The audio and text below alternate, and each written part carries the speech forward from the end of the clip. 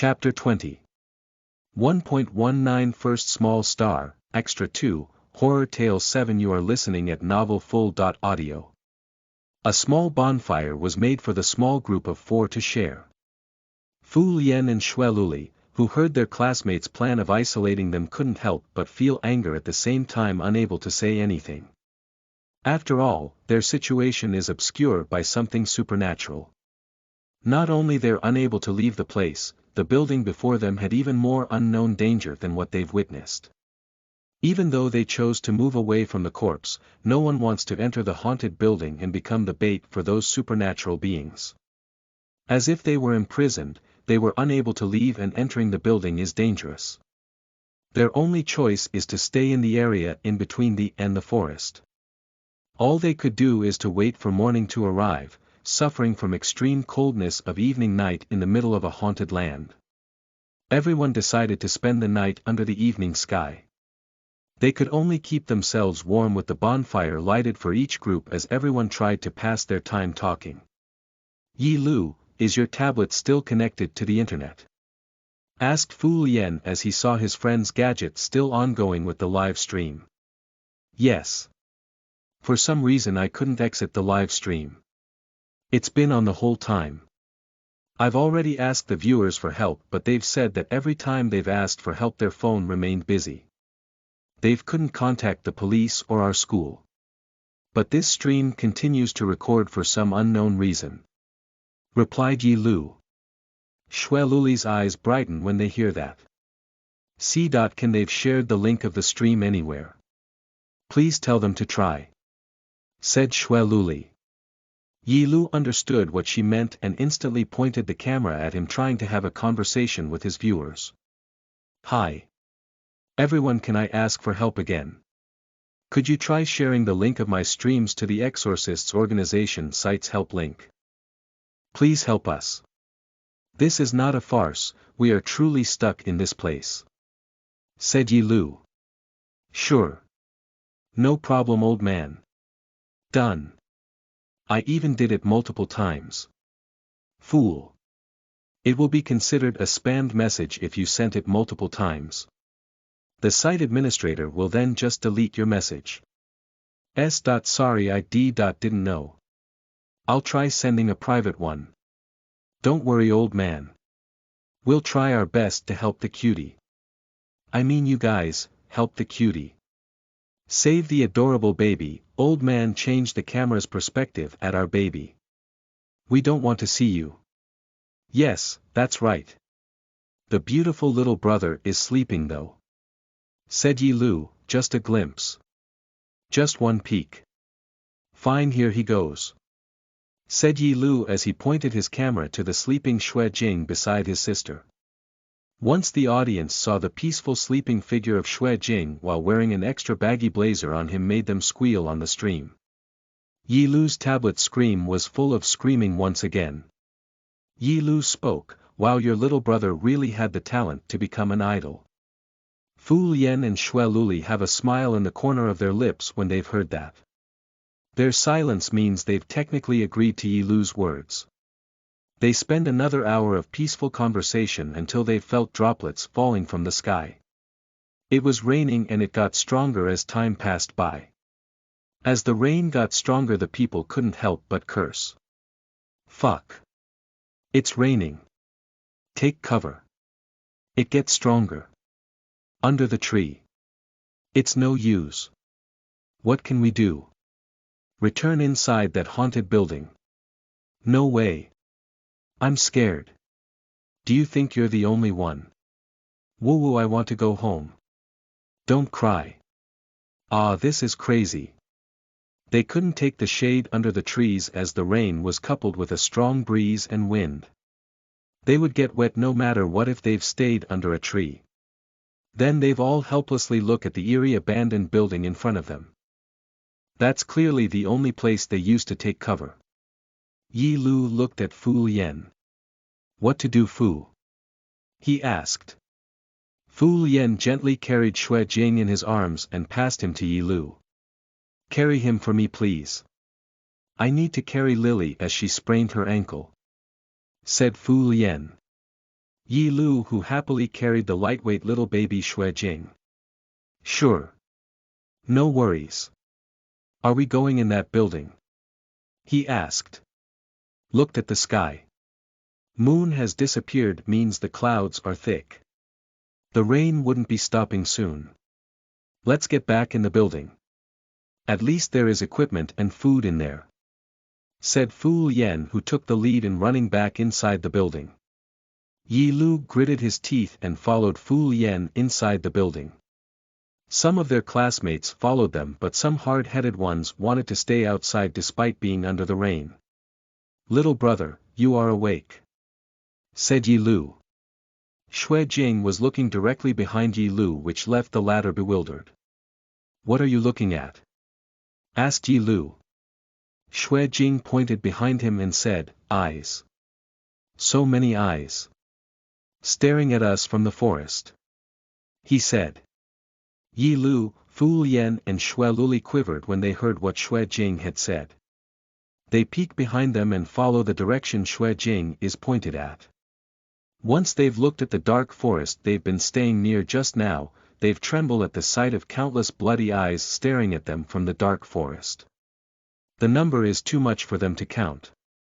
This sight sent shivers directly to their spines as Fu Yen and Yi Lu hurried away from that forest. Fucking hell. What the hell are those? Yelled Yi Lu as he ran towards the forest, afraid that those things would leave the forest to grab them. Fu Yen coldly replied, just run directly to the building and collect the things we need. The four of us should not get separated no matter what. Understood, said Yi Lu.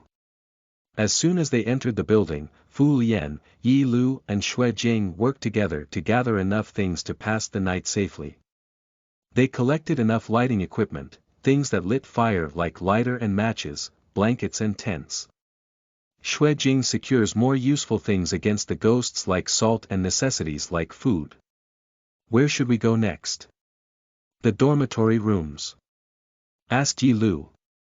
But two voices rejected him badly. It's the Xue siblings. Xue Luli said, not the dormitory. That place is rumored to be the bloodiest place in this building. That's right. According to rumors most students died in dormitory rooms, said Xue Jing. Yi Lu with ashen face, Then where? Where should we stay? He asked. Fu Yen thought for a moment until he noticed the pen held by their little brother Xue Jing. Jingjing, is that pen fairy on your hand? Asked Fu Yen. Xue Jing showed them the pen and said, yes. I brought it with me because he said that he wouldn't be able to leave until all answers were solved. Since he said it's ghost day today, that means he is stuck in the pen for the whole night. The pen on Xue Jing's hand wiggles as if a nail on its head was struck directly by the young man's words. He indeed couldn't leave the pen until morning. Poor pen fairy. Gay. Little brother, you brought that with you. Aren't you afraid of it? Asked Yi Lu. Xue Jing nonchalantly replied, aren't we surrounded with ghosts from all sides? A pen fairy stuck inside the pen is less scarier than the rest of the ghosts in this place. Xue Luli could help but agreed to her brother's words.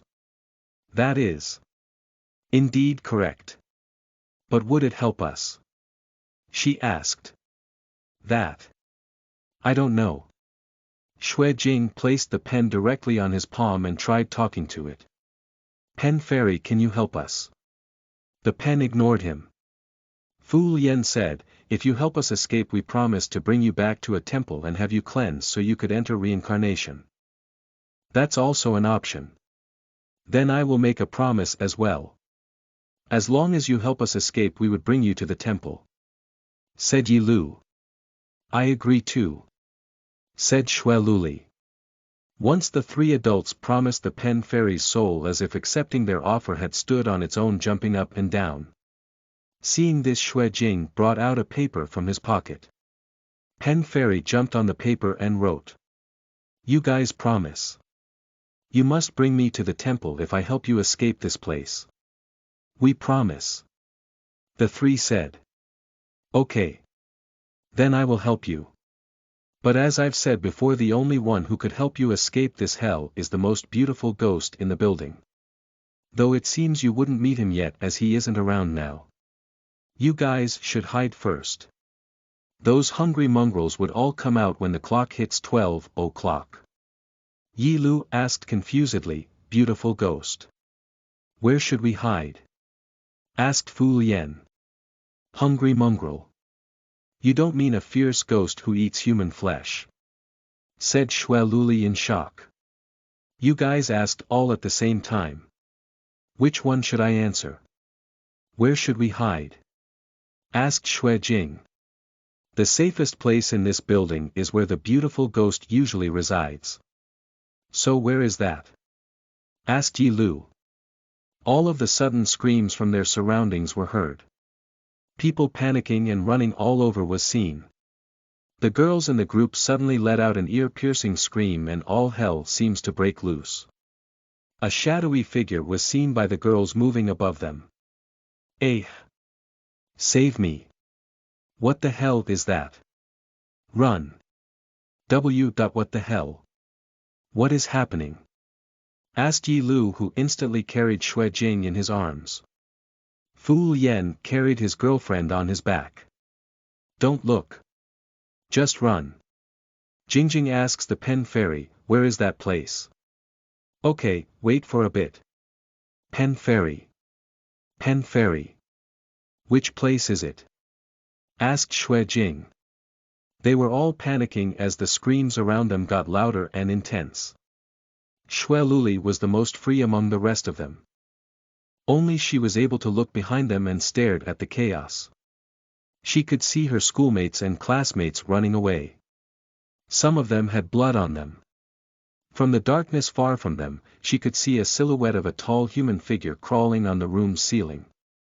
Xue Luli watched the shadows from that dark corner moved as if it was alive.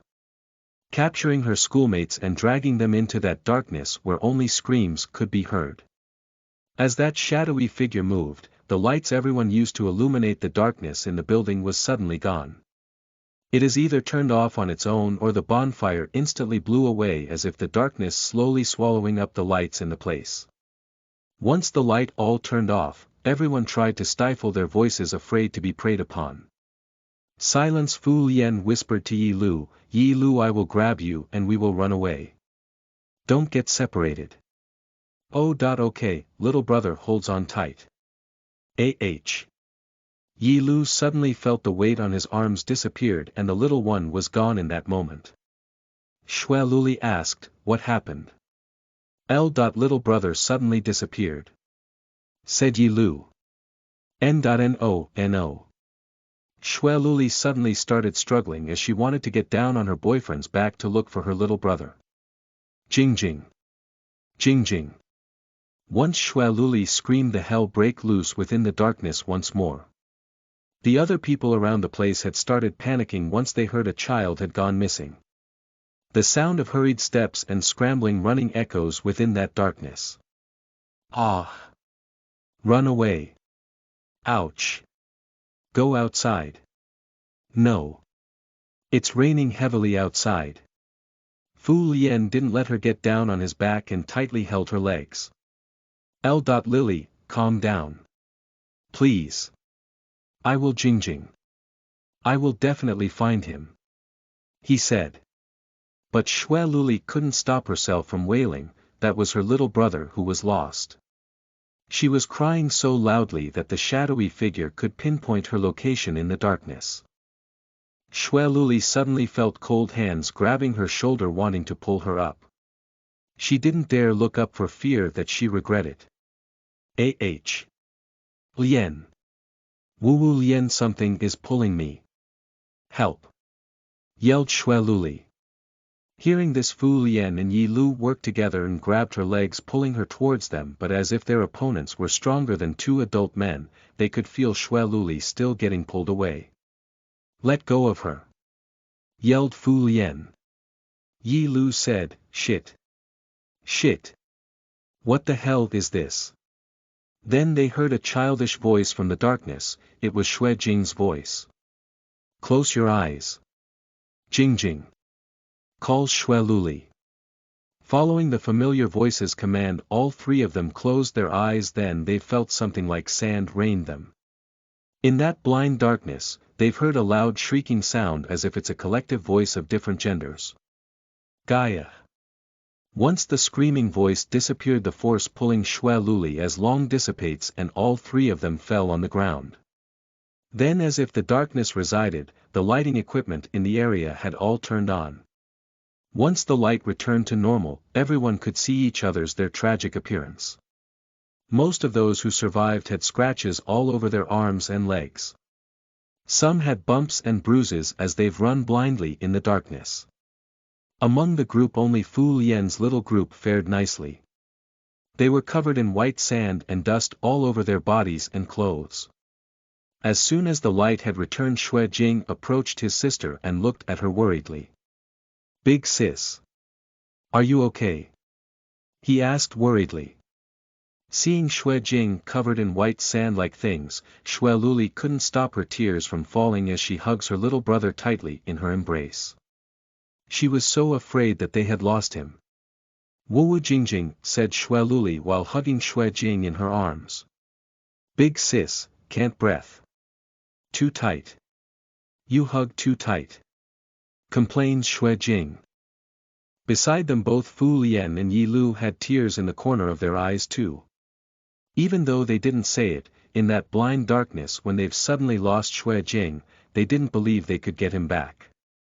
Even the words Fu Lian had said to Xue Luli was nothing but mere comfort to calm her down. Yi Lu asked to ease his curiosity, "What happened to you, little brother? You suddenly disappeared from my arms. Something pulled my leg. It's so fast and strong that I wasn't able to hold on, brother. I was only able to grab my bag. Then I remember I took some salt in my bag. When I've thrown it towards the shadow on my foot, it dissolves just now.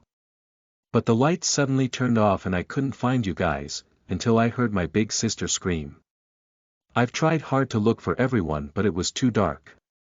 I came a bit late, but thankfully not too late," explained Xue Jing. After hearing his story, Fu Lian used the flashlight with him and checked on Xue Jing's skin whether he got bruises from bumping blindly within that darkness. He sighed in relief when he saw his little brother's flawless skin. Fu Lian smiled, "As long as you're all right, Jingjing. By the way, is that salt you've thrown just now? Ak Pei." "Too salty," said Yi Lu. I've remembered watching it on TV before. That salt is useful against ghost or evil creatures," replied Xue Jing. Yi Lu said, "Haha, little brother is the smartest. Good job." After being freed from his sister's embrace, he walked slowly towards Fu Lian. "Big brother." Just now before the lights turned off, Pen Fairy replied. "It says, hide in the library." Xue Jing whispered as he was afraid that the others might hear him. "Really?" asked Fu Lian. Xue Jing nodded his head and brought out a crumpled paper from his pocket. A hurried written word, "library," was elegantly noted on the paper.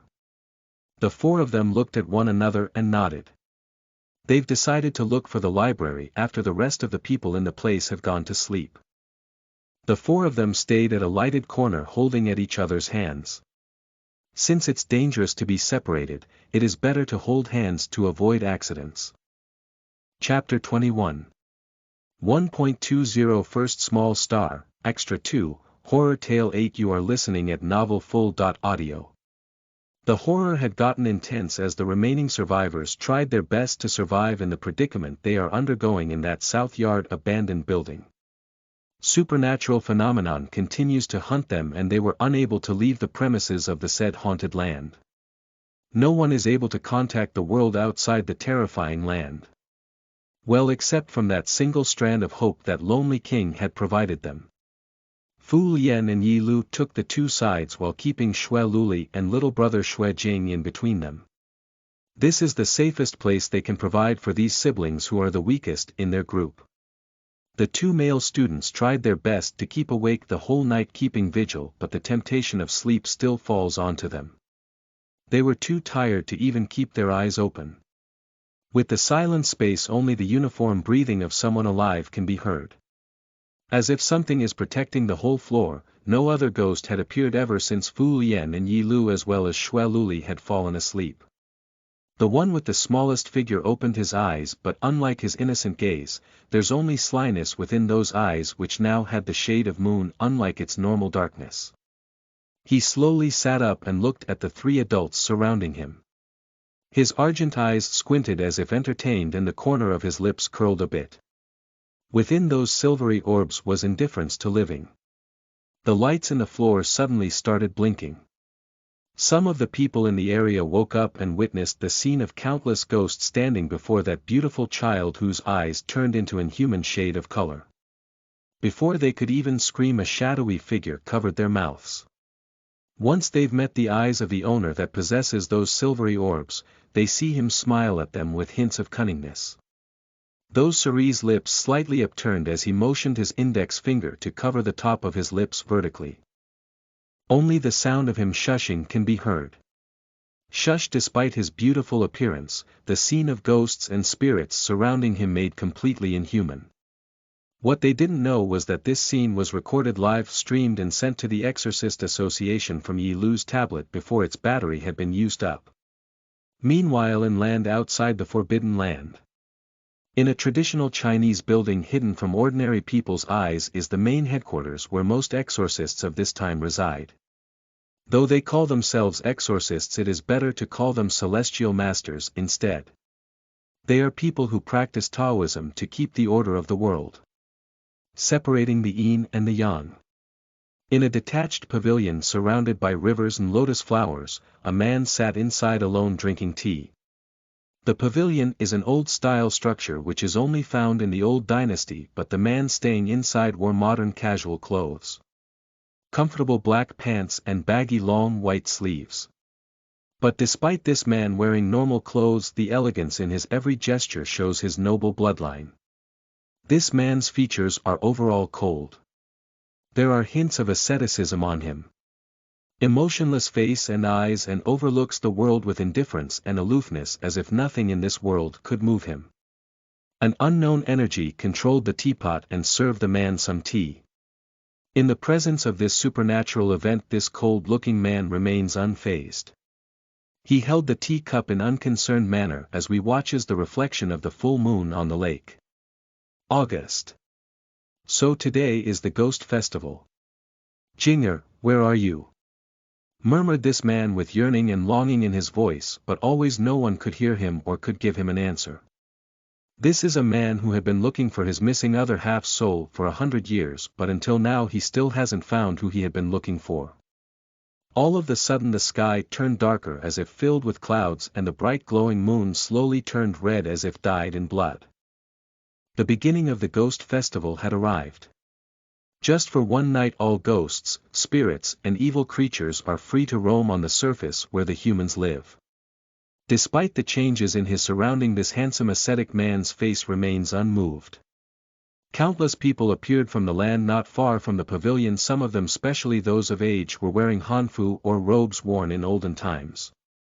Specifically celestial robes only worn by full-pledged celestial masters. They've stood in line as they bow their head in the direction of the pavilion as if paying their respect to the man inside. A fortune teller who had hints of blood on his robes had stepped forward with intention to speak to the man inside the pavilion. The godlike figure resting inside the pavilion is the master of all celestial practitioners in this world. He is a being outside the control of fate, and only the heavens could somewhat hold him back. This man is called Lin Xiao. Master, I have found the traces of that forbidden land. It must be because today is the Ghost Festival that it resurfaced in the land of the living, said the fortune teller. Lin Xiao responded, I know. This is not the first Ghost Festival in 100 years, but only to this day that I could finally feel its deadly and ominous presence. The seals that keep it hidden must be broken. Only humans who couldn't understand formation would sometimes accidentally break seals. Look for the exact location and inform me. I would check it personally. He said. The tone of his voice is icy and detached. Music playing. Suddenly something rang in the midst of stillness. It's a modern ringtone that could be heard in handphones in this era. It seems one of the apprentices had forgotten to put their phone into silent. They've looked at the young man with a distorted expression on his face as he bows his head down with pure embarrassment and fear imprinted on his face. I'm sorry. Please forgive me. Masters. Esteemed Lord. The young apprentice said while bowing as if he wanted to kowtow at this moment. The older celestial masters were about to scold the young apprentice harshly, only Lin Xia to gesture to them to stop. As someone reborn in modern times, Lin Xia knew the use of handphones. His current parents provided him one and told him to use it to take some photos with his future lover. But until now, aside from using it to call and message, it is nothing more than a piece of scrap in his hand. Don't scold. He is young and prone to mistakes. It's normal, said Lin Xia. Celestial masters, which are his disciples, yes, master. Child. It's been ringing for a long time now. You should check on it and put it in silent, said a kind young disciple of the elder masters. Why? Yes, thank you, senior brother Wen. The young man said as he instantly brought out his phone and turned his phone into silent. But when he checked the message he had gotten, it seems to be an SOS message passed to him by his cousin, who knew that he is an apprentice celestial master. Seeing this, the young apprentice couldn't help but frown. The kind-looking senior brother of his saw his sudden change of expression. Senior brother Wen asked, "Little brother, is there something wrong?" "Senior brother, you told us before that forbidden land called Abyss has been missing for centuries. Since everyone had lost sight of it, no one else knew. But the possibilities of haunted lands in this era might have a connection to it. That's what you said, right?" said the young apprentice. "Yes, I did say that." "Don't tell me," responded senior brother Wen in shock. The young apprentice showed a live-streamed recorded video link he had received from his cousin. It's a live streaming room under the ID user who called himself I_am_old_man. The first scenes were normal. This is a group of students playing ghost hunting events in some old building. But that is not what surprised the viewers of the video. The appearances of Fu Lian, Xue Luli were normal. Their beauty is indeed above normal average, but what caught his eyes is the young boy with black hair and eyes and had similar features of the beautiful young lady. He watched the recording until they'd reached the part where they were about to enter a room which is emitting a red murderous aura. Obviously there is an evil being living inside that room. Just when this disciple who calls himself Wen predicted the death of this young student, that beautiful young boy averted his brother's attention to him. Telling him he is hungry, senior brother Wen sighed in relief seeing these students escape death thanks to the playful stomach of that young boy. The next scene made him feel chill all over his body. The camera angle is slightly crowded as the one holding the camera seems to be walking ahead. The angle of the camera was pointed in the direction of the couple and the young boy from before. Then he saw that young boy whose face used to be full of innocence turning to sudden unemotionality, that he felt something was wrong. In the video the ominous door from before slightly opened and a tall shadowy figure covered in blood comes out. He could even hear what it said as if it had spoken directly near the camera. It says, "I'm hungry, give me more blood. Master, please watch this. It feels like there is something evil surfacing in the land of mortals," said senior brother Wen. Senior brother Wen jolted as if he was electrified. There's a serious expression on his face as he finishes watching the first video. An inhuman creature asking for blood is most likely an evil being. It can be a fierce ghost or a demon. Knowing this, he instantly borrowed the young apprentice's phone and let his master watch the entire video. His master and the rest of the elders had ugly expression on their faces. Obviously they had the same thoughts as he has. That this is. It's an evil creature. Most likely a general class juncture. There's suddenly commotion within the upper class celestial masters. Lin Xia, despite that chaos, remained impassive as he drank his tea. He ignores most things within his surroundings. Lin Xia hates noise. You guys should go ahead. Just report to me once you've done your duties. He said, clearly asking them to take their leave. Yes, Master, esteemed Lord. Only then that they've all dispersed from the land near the pavilion, leaving Lin Xia the quietness that was normal for him. On the other hand, this celestial master had returned to the main building's office to check the SOS box that their site had put online. The staff were told to look for the same live stream links from the ID user of I_am_old_man. The continuation videos were watched by them. The next scene is the situation when they've summoned Pen Fairy. Once the celestial masters had watched this part of recording, some of them couldn't hold back a curse. Pen Fairy. They've dared to summon a famed evil being like Pen Fairy. Do these people not want their lives? Moreover, it's a ghost festival today that only means shit. Someone sent a few disciples to check on Maple University's abandoned building in the south yard this instant. Senior Brother Wen responded, I would personally go there, Master. Be careful. Keep a protective talisman with you at all times. Remain a stable contact in the main office. Do not venture deeply until we, the seniors, have completed the investigation. Remember, you are only there to scout. Yes, Master. Disciple understand. Replied Senior Brother Wen. Once the apprentices had left to do some scouting in the designated location, the rest of the elders watched the remaining video. Their frown continues to get deeper as they watch the rest of the recording. They've watched the scene Yi Lu had captured in his streams about someone in the group suddenly disappearing before them, then instantly appearing on the top of the building only to fall on their deaths. Then the scene inside the building where those shadowy figures pulled some humans to be devoured in darkness. They've also watched the scene of Xue Jing saving his siblings from the shadowy figure. Fuck. Is that a Yaoguai? There's even a Yaoguai in that place. Since when is that evil thing could be sent away with just salt? Are you sure this is not nonsense? A Jiangshi. Then a Yaoguai, moreover those countless crimson eyes from the forest.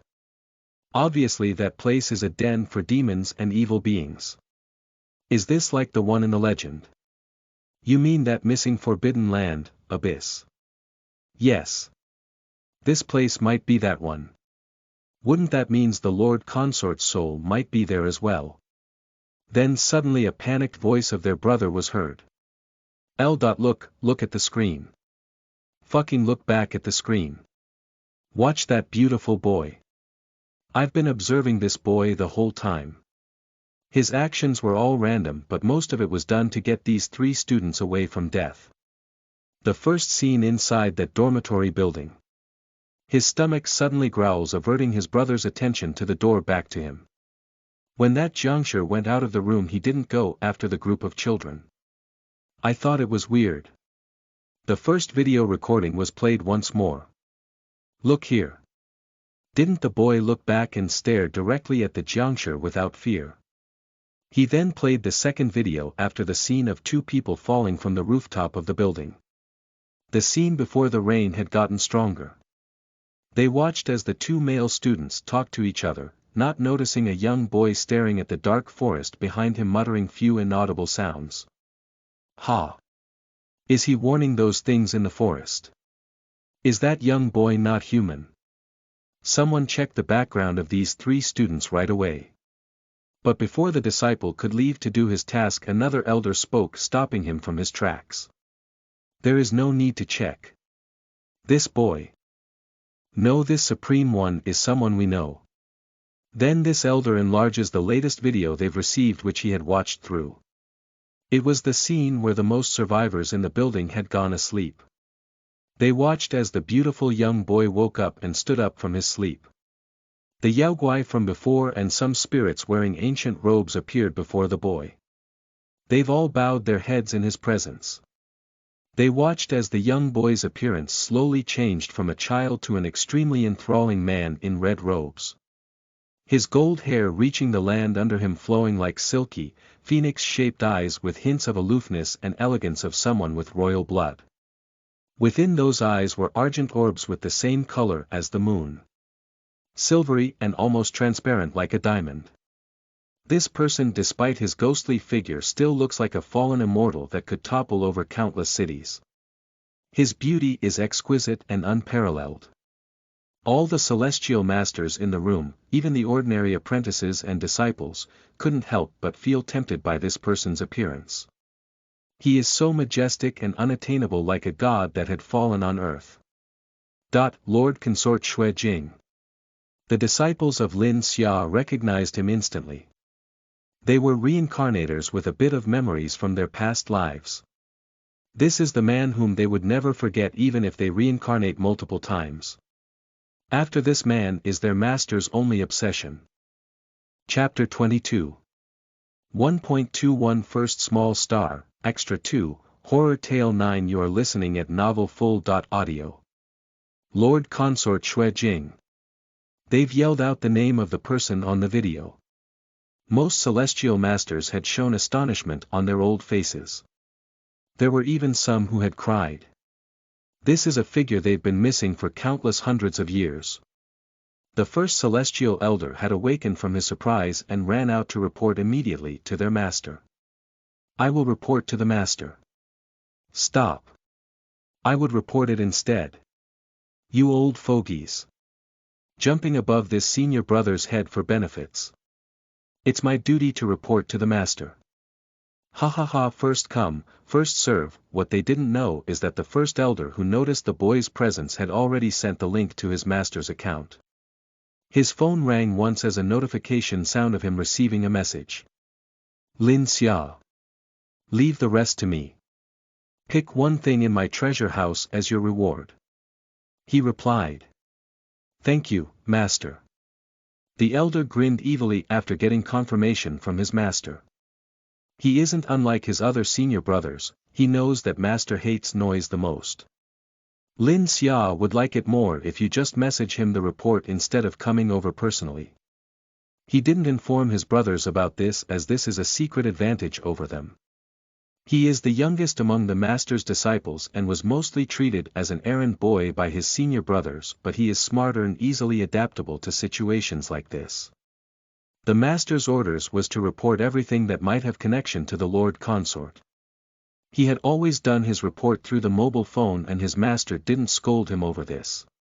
Instead, praise him for being versatile. Maple University South Yard's abandoned building. When Xue Luli opened her eyes, the first thing she saw was her boyfriend's sleeping face. It was a handsome and serene face of Fu Lian. Once he looked down, he could see her little brother's adorable fat cheeks. He was chewing something even in his sleep, obviously eating happily in his dream. Munch. Munch. Munch. Xue Luli couldn't stop her playful fingers from poking at those marshmallow-like cheeks.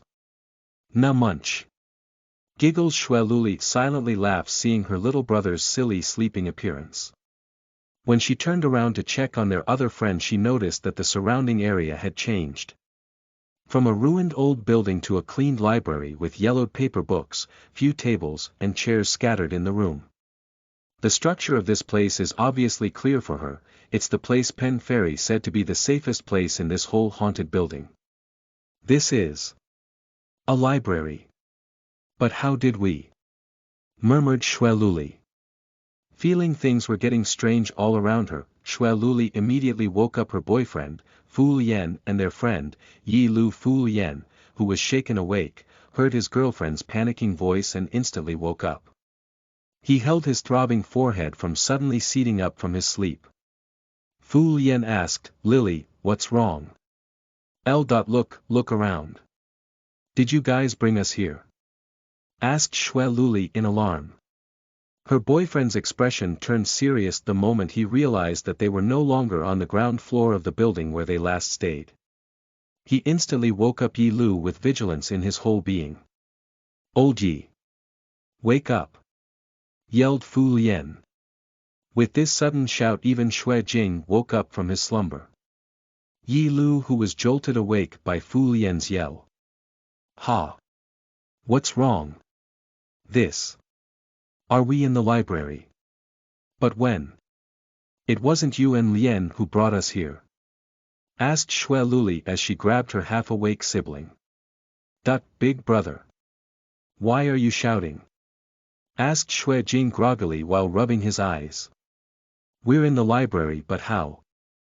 Asked Fu Lien as he felt his deep thoughts. Meanwhile, in the boundary forest before entering the South Yard abandoned building, Fu apprentice led by a celestial disciple surnamed Wen tried countless things to try breaking the crimson barrier surrounding the whole South Yard. An apprentice said, "Senior brother Wen, it is no use. This barrier is too hard. We've done everything but not even a scratch was left. Senior brother Wen, what should we do next? Let's just report to the masters. This place really feels creepy." The disciple called Wen had observed the whole time and saw that things won't change no matter how much they've tried hard to break this barrier. Clearly the one who created this barrier is a mighty being. For now let's. Before he could issue an order, senior brother Wen heard the collective gasp from behind him. When he turned around he saw the most esteemed being of their organization. He's the reincarnated immortal Master Lin Xia. Looking around his surroundings he noticed that the other apprentices didn't dare to raise their heads in front of the man before them. Of course even him isn't willing to do so, but as the only disciple in the area, he must be the one to greet and report to this esteemed master. Esteemed Lord. Greetings, this little disciple is called Wen. Lin Xia glanced at him and said, "Report the current situation." Disciple Wen saluted and respectfully informed Lin Xia what they'd done as soon as they'd arrived in the area. As soon as we had arrived in this place, we did as we're told to and scouted the area, but unfortunately this barrier had been blocking our way. We've been stuck outside for an hour. Tried all means to destroy the barrier but unable to do so. End of report. Said Disciple Wen. Lin Xia replied, "I see. Retreat for now. I will do the rest. When your masters come, tell them not to break the barrier. This barrier is the only thing preventing all those evil creatures outside from reaching the surface world. The caster of this formation has formidable cultivation, it is mostly impossible for those weaker than the caster to enter, much less break it. Stay outside. Wait for me to come out." "As you wish, esteemed Lord." The disciple and apprentices responded. Then they all watched Lin Xia walk gracefully towards the scarlet barrier, covering his whole body with his qi. He slowly entered the interior of the protected area, disappearing from the area of sight those youngsters could see. Inside the barrier, at the moment Lin Xia had completely entered, what welcomed him is a vast forest of dead trees. There are few scattered human bones upon his line of sight. There are traces of blood on the ground, and those were clearly fresh as it hasn't turned black in color yet. Once Lin Xia noticed the demonic qi within the lands that he was finally convinced where he is. Lin Xia whispered on his own, "This is the abyss." So the hidden location was protected by a huge formation that hides it from the outsider's eyes. But because some amateur tried putting up another barrier, at a clash between two different types of energy weakened the formation, making the defensive formation that sealed this land collapsed. This barrier wouldn't last for long. "Screams, mortals," murmured Lin Xia while looking at the distance. While thinking what he should do next, Lin Xia heard shrieking not far from him. With his unique eyes he could see the ruined building even with the distance. Seeing countless evil spirits and creatures feasting on humans made him sick. He instantly uses his qi to move fast and heads to the place where survivors are still alive. Back to the library. Fu Lien, who was in silence just now, thinks of things they've experienced. Every time something weird happens there will always be Xue Jing involved in it. During this time they've summoned the Pen Fairy. That notorious evil spirit had wrongly written before. At first Fu Lien thought that Pen Fairy made a mistake, but looking back at it, the pen shook weird by then as if something controlled it. Then every time Xue Jing asked Pen Fairy, the spirit was oddly replying in a weird respectful manner as if he was afraid of him. Then that time when Yao Guai appeared intending to take Xue Luli suddenly disappearing when Xue Jing appeared to save his sister instead felt weird. Yao Guai is an evil creature. A mere salt should be able to frighten it enough to run away. Then this sudden situation where they woke up in the library when none of them remembered walking into, if he remembered it right. It was Xue Jing who said that the library is safe. How did he know that the library is safe when even the pen fairy didn't know where that beautiful ghost he is talking about had gone out? A short earthquake was felt just now. It was made when Lin Xia forcefully entered the formation. That split moment made all hypnotism Xue Jing had done to lose effect. The three students instantly distanced themselves from Xue Jing as if waking up from a long dream. Kaya. No. No. Xue Luli started panicking after remembering how long Xue Jing had stayed by her and Fu Lian sighed. Fu Lian moved to Xue Luli's side and supported her. He was looking weirdly at Xue Jing with a frown on his handsome face. Yi Lu on the other hand had crawled backwards in fear and panic. They've finally remembered one truth. Xue Luli is an only child. Yi Lu asked with a voice full of nervousness. Why you? Who are you? Are you a ghost? Xue Luli never had a brother. She is an orphan. Fu Lian stared at the boy called Xue Jing with a vigilant gaze. Are you? The spirit pen fairy is talking about. The special ghost that could help us leave this place in exchange for something. He asked but his guard was up the whole time. Xue Luli murmured, Jingjing. My Jingjing doesn't exist. No he doesn't I'm an only child. Then she looked at the young boy whom she treated as her most important little brother this whole time. It might just have been hours for him but she had long accepted the young boy named Xue Jing as her little brother. She couldn't believe that Xue Jing would harm them. Somewhere in her heart something is telling her to believe the boy in front of them. Fu Lian asked, Who are you? The beautiful young boy called Xue Jing lost his former innocent expression, instead it turned into a mischievous but captivating smile. They've watched the adorable young man in front of them transform into an adult man that looks like in his 20s. The young boy had transfigured into an adult man. Wearing a crimson ancient robe on him.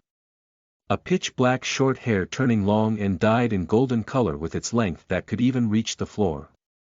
Obsidian phoenix-shaped eyes fading into a dull shade of silver and exquisite features that made think an immortal had descended. This man before them looks so gorgeous that even Xue Luli's natural beauty fails in comparison to this enthralling man. Those cerise lips curled in amusement. My name is still the same. Xue, which means snow, and Jing with the meaning quiet. I am a ghost king that resides in this land, Xue Jing. Chapter 23 1.22 First Small Star, Extra 2, Horror Tale X. You are listening at novelfull.audio. After introducing himself to the three students before them, Xue Jing in his Ghost King form had smiled at them with eyes full of amusement. His lifeless eyes stared at them while his lips were slightly upturned. But despite those gray orbs looking at them, it feels that they were never ever in his line of sight. The man in crimson robes flicked his fingers once and suddenly the space within the library distorted and their surroundings changed to that of a traditional receiving area.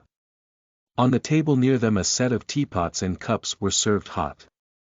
Few dishes were prepared on the table as well.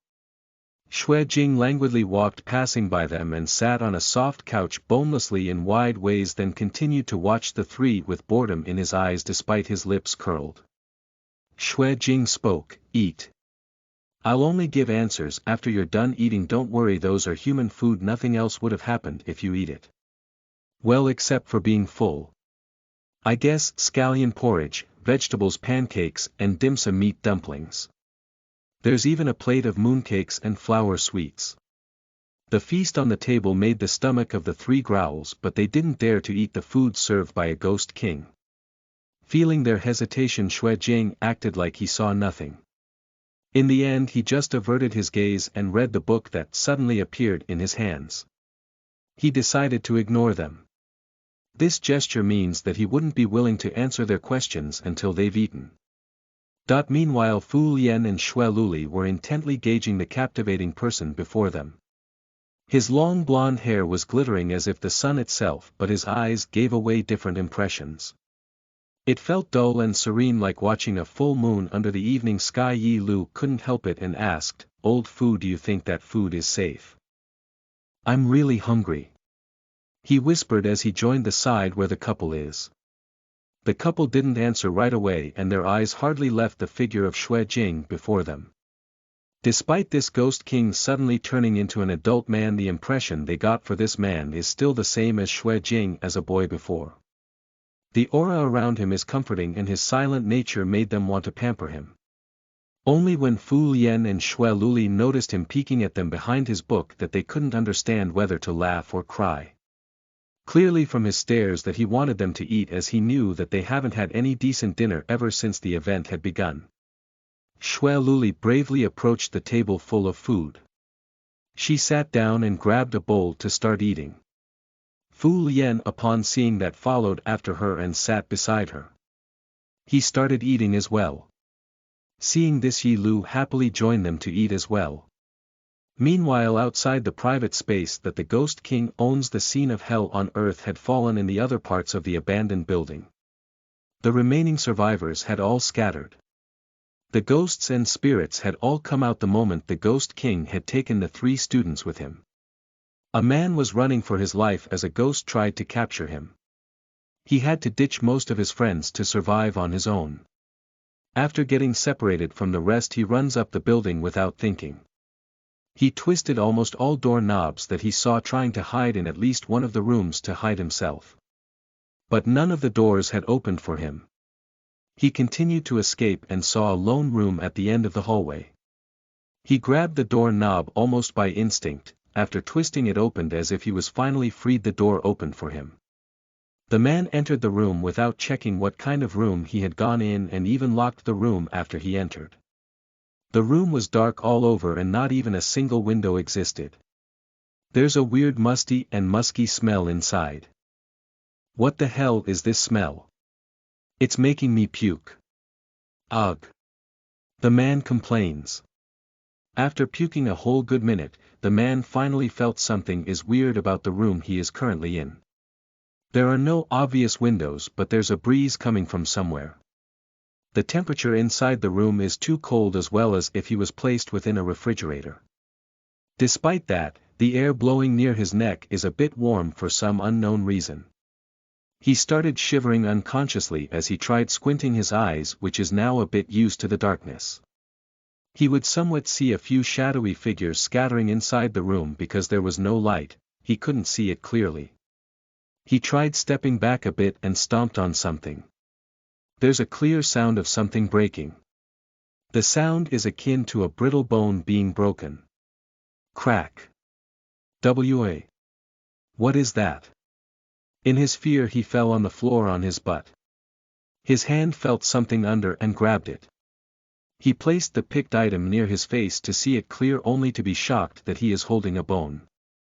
Just seeing the finger bones hanging at the end, the man knew that the bone in his hand is a human bone. A shriek comes out from his mouth. Gaiah! The man started panicking as he started crawling towards the door, only for his feet to be grabbed by something. Then a force started pulling him further inside the room. Blood. Fresh blood. Kekik, feed me blood. Delicious. Human. Blood.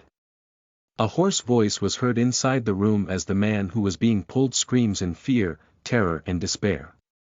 No. No. Someone. Save. Me. Aha.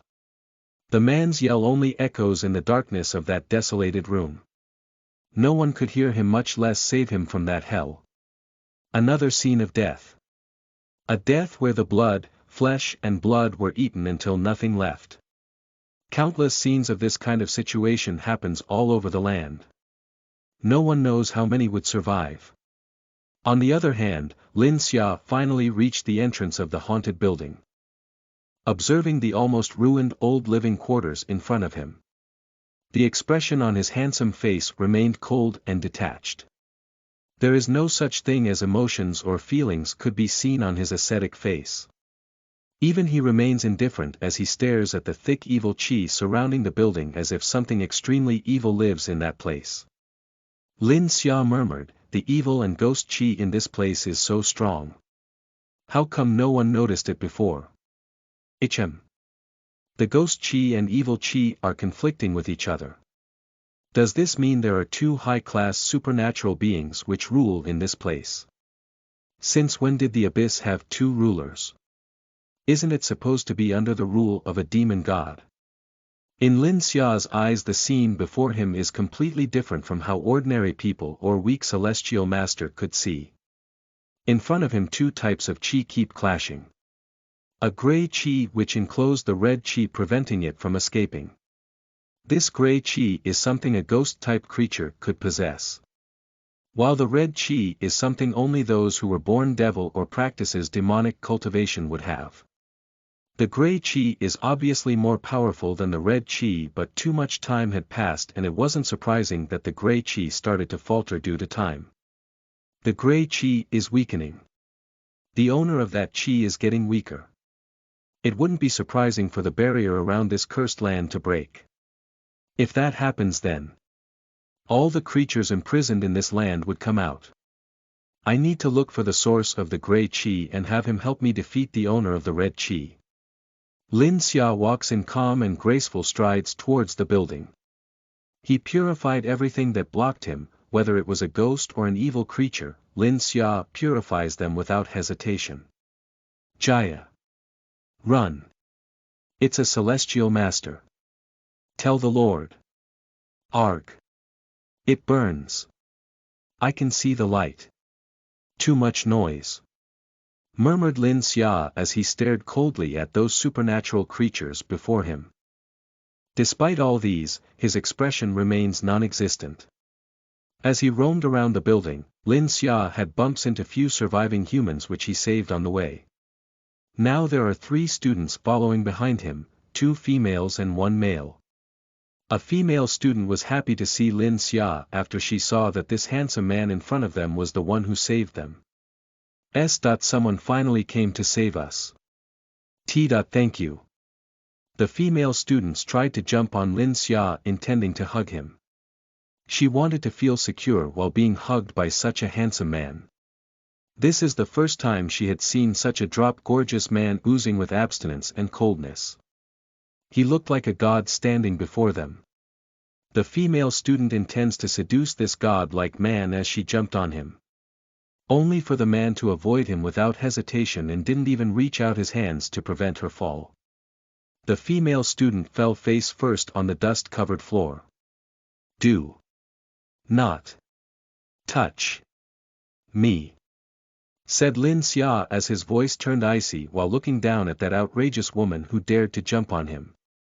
It made him feel disgusted as this scene somewhat syncs with those memories of his past lives where a woman of ancient times jumps on him and his wife for attention. During that time he tightly protected his wife from this kind of woman. It's already the modern era but this kind of woman still exists.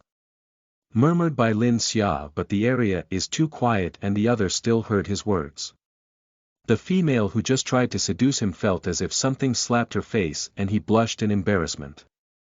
She humphed at Lin Xia but didn't let herself be separated from him as he is the only one who could bring them out of this place.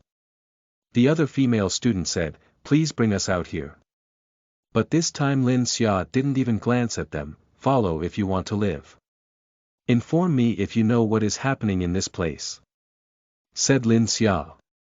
The only male student raised his hand wanting to say something. I don't know what is happening in this place but I think I might have seen something that may know what is happening." "What do you mean?" a female student asked. Just now. Before those things all came out. I've seen them pay respect to something. Then I saw the boy who calls himself as Shui Luli's little brother turn to someone else," said the male student. It seems he is one of the few who had seen Xue Jing reveal his real form. With suspicion in his eyes, Lin Xia finally stopped his tracks and looked at the male student. It seems he is a bit interested in what the boy wishes to say. Is it a beautiful ghost in crimson robes? One with long aureate hair as if every strand is made of gold and irises glowing in argent tint as if dyed with the color of the moon. Said Lin Xia. The description fits in with the memory of the male student. He looked at the godlike man before him as if seeing a ghost. He is afraid that this man is not human like that gorgeous ghost from before. After all, they both possess beauty that is not from this world. That's right, but... How did you know? Asked the male student while on guard. Hearing the affirmation from the only witness from the scene made Lin Xia's eyes glint with coldness unlike before. This time there is anger included. A mere ghost dares to use the appearance of my wife. Preposterous. Said Lin Xia as his aura turned frigid and heavy. All this time Lin Xia, upon seeing that video of Xue Jing changing his appearance from a young boy to a mature man in robes. After getting reincarnated for many times, a problem occurred in his memories. The appearance of his wife from his memories had started to get vague and he could completely remember how he looked after all these years. This is the reason why Lin Xia did not believe that this ghost is his wife at all. Do you know where that ghost went? Asked Lin Xia. Slightly trembling, the male student still replied, I heard. He told those ghosts to bring Xue Luli and her group to the library. Once he heard what he wanted to hear, Lin Xia finally started walking once again. Based on the direction he is moving to, it is obviously towards the place the male student had mentioned. The students were stunned at first but instantly ran after him. In this haunted place only Lin Xia, whom they've seen defeat ghosts, could bring them out. They had no other choice but to follow him. Chapter 24. 1.23 First Small Star, Extra 2, Horror Tale 11. You are listening at novelfull.audio. Lin Xia heads to the library. On the way to the building he seemingly remembered seeing the whole layout of the place and could somehow guess where the library was located. Upon seeing the door of the library emitting gray-colored chi or ghost chi, he knew that he had found the right place. That ghost from the video recording must be residing in this place. When he held the door knob he felt the ghost chi preventing him from opening the door. He only squinted his eyes slightly as he used his own chi to fight off the ghost chi placed on the door and forcefully opened it. The ghost chi was purified instantly by Lin Xia's chi. He pushed open the door and entered the weird portal inside the door. A portal to his own domain. Why is the protection so weak? Murmured Lin Xia while looking at the weird-looking water-like portal in front of him. He didn't hesitate to enter the door. The other three students followed him inside after gathering enough courage not to be separated from this person who was able to save them. After passing through the door, they've only felt like they've dived into the water, then felt what it is like to be drowned, and when they finally couldn't hold their breath, they could only gasp for air to live. Their mind black out for few seconds, but when they've opened their eyes, what brought them surprised is that they are no longer in water but in a new place. What they've expected to see is a room full of books, but what welcomes them is an old traditional room with a small table above the carpeted floor with few pillows surrounding it. On that table they've seen Xue Luli, Fu Lian and Yi Lu playing Go game board. The game board is an ancient type made of precious wood and the black-white stones were made in jade. It is a legit Weiqi game board from the ancient time. The ones playing are Fu Lian and Yi Lu, while Xue Luli and Xue Jing were watching the two play. Xue Luli is helping her boyfriend play while Xue Jing is helping the other brother, Yi Lu, plays. There's an expensive-looking paper fan in Xue Jing's hands. He used it to fan himself like an elegant young master. There's an always mischievous smile on his lips, though his silver eyes remain lifeless as he is already a ghost. Before the play with Weiqi, Xue Luli had tested the Ghost King before them many times. She even scratched her fingers on purpose to test him if he wanted her blood. But Xue Jing just approached her and treated her wound nonchalantly. He even said that he doesn't like blood as he is a ghost, not an evil spirit. Xue Jing even scolded her for hurting herself. Because of this, the three of them believe that this ghost king is indeed their little brother Xue Jing from before. He is silent but playful at the same time. Moreover, he indeed cares for them like how they care for him. Yi Lu, who is on the losing side of the board, said, "Little brother, help me play. We are losing now, shut up. Jingjing had been telling you how to play properly, but you didn't put your stones in the right place, that's why you are losing," scolded Xue Luli. "I tried putting it in the right place. Though I counted it wrong just now," retorted Yi Luo. Fu Lian snorted at him and said, "Just accept that you don't know how to play. Who would count that weirdly as you do? Who would have thought that counting starting from your side would make me place my stone in the wrong place? TSK. I should have counted it from my side, then wouldn't you lose by then?" said Yi Lu. Looking at the three humans bickering in front of him made Xue Jing feel he is alive even for a short moment. The souls of these three were specially pure that he couldn't help but want to protect them from that demon. This is the reason why he hides them in his own domain. Xue Jing was planning on hiding these three here until morning arrived. Once the sun had risen, those ghosts, evil spirit and that demon would once again go to sleep. He only needs them to stay here for a few more hours to keep them safe. The three could vaguely see his plans and choose to believe him. The moment Lin Xia and the other three had entered the place, instantly destroyed the domain Xue Jing had made. The ancient-looking room had twirled like an illusion, disappearing like a smoke. Now what is in front of them is nothing but a ruined library with dusty bookshelves full of yellow-colored page books, destroyed tables and chairs. There are even webs at every corner of the room. The space turned dark at that moment. Xue Jing closed his open paper fan with a sound, and suddenly the lights inside the library flickered.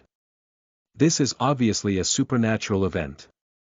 Xue Luli, Fu Lian and Yi Lu stood up while on guard upon seeing the handsome man before him who seems to be in his mid-20s. Looking a few years older than the Xue Jing before them. The two both possess beauty that is out of this world but gives a different feeling. If Xue Jing is like a blooming poisonous poppy flower which seduces others unconsciously by its beauty despite of the venomous characteristics, then this man before them emits coldness and aloofness. Like an emotionless person who radiates abstinence and ascetic aura who is unapproachable by anyone. They both contrast each other's personality, but for some reason they both look together. Fu Lian and Yi Lu stood in front of Xue Luli while the lady hid Xue Jing behind her. But despite their efforts, the difference in height couldn't completely hide Xue Jing as he is taller than any of the three of them. These three were still students while Xue Jing is an adult man. His physique has been one of the greatest in his time. Only his husband, who possesses a greater physique, could tower him easily.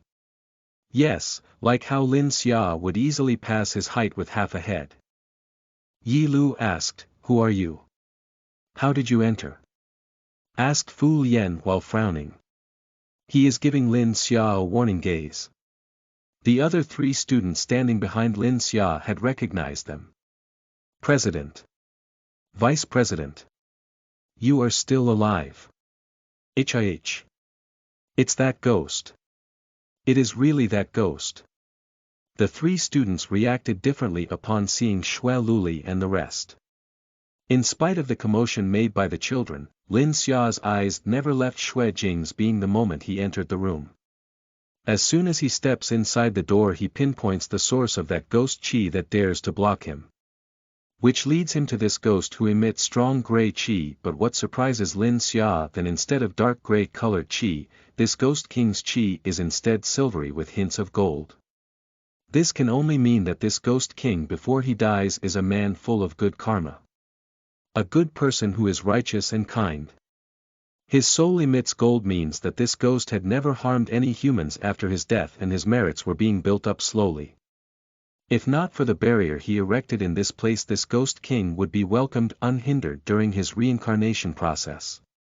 But he couldn't understand how a ghost with merits could become a ghost king with such formidable strength.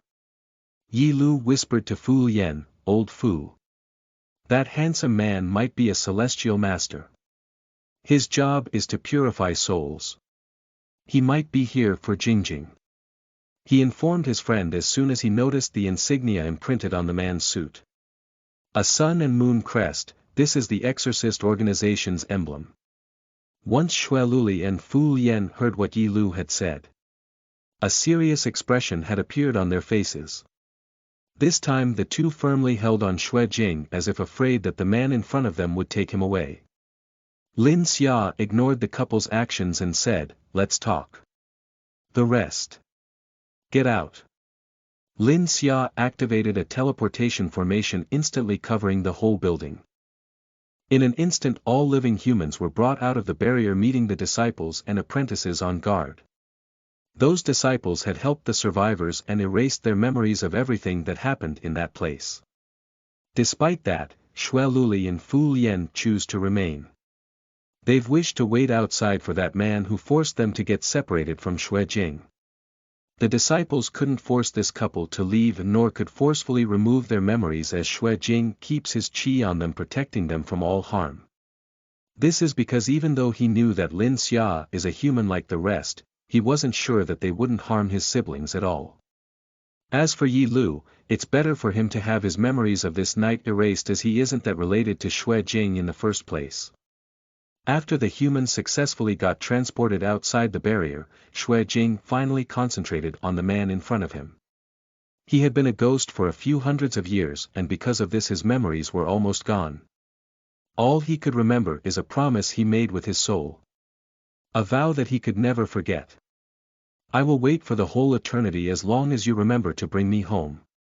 A vow to wait for someone to come for him.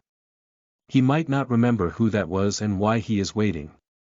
This promise is the only thing that keeps his soul to this world. Lin Xia observed the ghost king before him.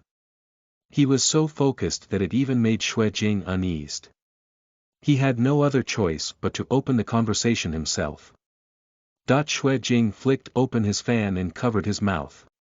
Behind his fan is his usual playful smirk as his phoenix-shaped eyes narrowed as if amused. In spite of his playful demeanor within those silver lifeless eyes were loneliness and fatigue no one could understand. This is what Lin Xia saw from within those argent orbs. Are you here for those toys, humans?" "Dear Celestial Master," said Xue Jing. His voice had hints of seduction and playfulness while staring at Lin Xia with a taunting gaze. Lin Xia silently watched the ghost king in front of him. There's confusion in his eyes as he keeps observing the ghost king before him. That familiar aureate hair as if every strand is made of gold made him remember the scene where his fingers could directly feel those silk-like hair. Irises glowing in argent tint as if dyed with the color of the moon. Such color left him enchanted as he looked straight at it like it was allured to come closer and gently place a soft kiss over it. Such kind of memories continue to flow in his mind like a film playing endlessly, but despite seeing it the features of that person in his memories remain vague. He had been living his lives with vague memories like this. No matter how hard he concentrated he could no longer remember how his wife looked. He could only remember that his wife possessed the dazzling aureate hair as if the sun bestowed his light on it and those fascinating argent orbs which made him obsessed thinking that he owned the moon brightly glowing within that evening sky. Lin Xia's thoughts, that similar characteristics. A man that is like an embodiment of both the sun and the moon. Is he my wife? I need to see it closer. He was brought back to the present when he heard a sultry voice that once again jogged his memories. Now the memories in his head had voices that he could hear. One of them is his while the other one is the same as this ghost king. He tried to remain calm and continued his duty as a celestial master. Lin Xia questioned the ghost king before him, "A ghost king? How many humans have you killed?" His tone turned sharp and cold at each word, but one could notice his voice slightly trembles as well. Xue Jing in front of him just stared at him nonchalantly. He closed his fan revealing his curled lips in amusement. But this king. Don't remember maybe. A lot, replied Xue Jing. This time he gave Lin Xia a sweet smile. While in his mind. What do you mean killed? This king haven't killed a soul since I woke up. Liar. You haven't even harmed one and saved some instead. You keep lying. Thoughts of Lin Xia after hearing Xue Jing's reply. That sweet smile plus Xue Jing's play tone made Lin Xia's frozen heart start beating. Lin Xia stared at the ghost king in front of him for a good long minute before his eyes widened in shock. When he saw this ghost king smile, everything in his memories shattered and repaired itself. This time it's clearer than before. He could see his wife's appearance mirroring the features of the ghost king before him. Because of this, Lin Xia's eternally deadpan face broke at this moment as if seeing something that shocked him at the same time was familiar. Lin Xia didn't even notice his legs moving on its own, taking huge strides as he walked towards Xue Jing even though his poise remained elegant and dignified as if walking on air. He stood before Xue Jing and held his waist from behind, pulling him closer towards him. He started comparing the Ghost King's features to his Jinger's appearance. After he had seen it match up, his lips started trembling. He opens and closes it as if unable to utter even a single word. His eyes focused on Xue Jing's face in front of him even if the latter just stared at him with a bewildered expression even slightly tilting his head in ignorance. Jinger, I finally found you, whispered Lin Xia. All of the sudden Xue Jing felt warmness surrounding his body. All he knew is that this celestial master in front of him is hugging him. Human's temperature is warm, which makes Xue Jing sleepy and comfortable. Every time Xue Luli or Fu Lian hug him, Xue Jing remembers what is the difference between a living person and a dead one. A living person could possess such a temperature. Even the rhythm of their heartbeats gave him solace. He was startled when he felt hot water droplets strolling down on his neck. As a ghost king, Xue Jing might be able to retreat to a temporary body which allowed others to touch him, but it cost too much of his spiritual qi. After creating the body as little brother Xue Jing as well as protecting the three all this time, Xue Jing's abundant ghost qi got spent faster than the usual. He was about to hug back Lin Xia to closely feel that warmth which made him comfortable, but he was startled when he felt that the other ruler of this land suddenly woke up. Xue Jing pushed away Lin Xia and looked around in panic. Despite it, the arms wrapped around his waist trapped him within Lin Xia's arms, not letting him escape at all. Celestial Master, I don't know who you are seeing in this king. But can you stop for a moment? That demon had woken up because those fools had gathered enough blood as sacrifice, said Xue Jing. After checking the qi in his surroundings, Lin Xia felt that the red qi had gotten stronger, almost overwhelming the gray qi his Jinger possessed. Jinger, who is the owner of that red qi? Asked Lin Xia. Xue Jing upon hearing his name unconsciously replied, it's the original owner of this evil land. It's a demon god who is imprisoned in the deepest area of the abyss. Wait. How did you know this king's name? He asked. The familiar reaction of Xue Jing in front of him made Lin Xia smile for the first time in a millennium. He looked at Xue Jing affectionately as if he found the cherished person in his life. He couldn't stop himself and gave Xue Jing's forehead a kiss. The sudden kiss made Xue Jing nervous. What are you doing? Big sister and big brother say only couples and married people could kiss someone's face. He complained and couldn't even stop his words from stuttering. For a memoryless ghost king like Xue Jing, being kissed at this moment is equal to being kissed for the first time. He is no different from a virgin. Seeing this adorable reaction, Lin Xia couldn't stop himself from teasing his cute memoryless wife. He once again pulled him by his waist and watched him fidgets impatiently. He could even see Xue Jing pouting unconsciously. After playing the role of a young boy, Xue Jing was used to selling meng. Lin Xia couldn't hold back and lowered his head to kiss his wife's lips. Xue Jing being kissed like this startled him. At first he wanted to struggle by hitting the man's chest in front of him, but when he heard him groan, Xue Jing slightly stiffened instinctively. Seeing this, Lin Xia tried prying his lips open. Once he was given an opportunity, Lin Xia did what he wanted to do and entangled his tongue with Xue Jing's. Xue Jing was lost in the kiss until he felt his tongue go numb, but the person kissing him continued to do so. They kissed for a very long time. Xue Jing's physical body is made up of his spiritual qi. In short, it is no difference with a normal living human body. But once he cancelled his qi, his physical body would disappear and only his soul would remain. Weiqi, Japanese, also called I.Go, Chinese, pinyin, Weiqi or Wade, Giles romanization, Wei.Chi, Korean Baduk or Patok, board game for 2 players. Of East Asian origin, it is popular in China, Korea, and especially Japan, the country with which it is most closely identified. The word meng comes from Japanese animation, and is used to say something is very cute. Mai meng, literally, to sell meng, means someone is pretending to be cute. Chapter 25. 1.24 First Small Star, Extra 2, Horror Tale 12. You are listening at novelfull.audio. In the deepest place of the building an ominous creature had woken up. Eyes scarlet as if it's made of burning lava, irises slit vertically making him naturally inhuman. White skin without any hints of blood. Long black hair and crimson eyes. On his head are horns which only those of demon bloodline possessed. This man was bathing in a pool made of human blood and corpses. Only at this moment that this creature had been completely awakened. Not far from him are ghosts and evil beings that revered him. They were now kowtowing in his presence. The Lord had awakened. It is pleasing to see the Lord has finally awakened.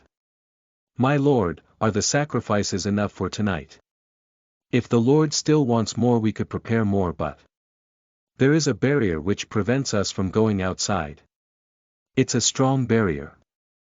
We couldn't break it. We are too weak. That damn Ghost King had betrayed us. Is he protecting some humans? Those are the Lord's food. Please punish Ghost King Xue for his misconduct. My Lord. The ghost servants as well as the little demons in the crowd were all begging for their Lord to punish that Ghost King that terrified them greatly while their Lord was asleep. That Ghost King's temper has always been unpredictable. He usually doesn't care about mortals, but he sometimes saves them. Moreover, that annoying barrier is made by him as well. They couldn't understand why the Ghost King that is supposed to hate humans helps them sometimes. Moreover, Ghost King's powers are enough for them to be killed. Those that dare to disobey that Ghost King all perish under his hands. They could never be reincarnated after they were killed by that Ghost King. The newly awakened demon squinted his eyes as he looked around to see his servants scattered all around him. There are very few of them this time. Clearly, someone is killing them off to lessen his powers. Few hundreds years ago this demon god could still remember that cultivator who had fallen in his land. Abyss is his territory as well as his prison. He is a deviant of his own race and a heretic of humankind. He had both the blood of humans and demons. It is also because none of the two sides likes him. He isn't accepted by either of the two sides. In the end he ended up getting chained and imprisoned in this cursed land. Unable to live nor die. He wasn't even allowed to reincarnate. This is why he hated the world and wished to destroy it. This unfair place which doesn't accept him at all. And then that man had fallen together with 5 more human cultivators. They were all cultivators obviously from the other side. When he saw them, he wanted to kill them and he did. But among the cultivators only one stood straight with elegance and grace. There is nothing but indifference within his eyes. He knew that even if this human was looking at him, he could never enter his line of sight. He is extremely beautiful. An embodiment of moon and sun. His golden strand hair glitters under a slight hint of light and his silver irises glows in darkness like moon.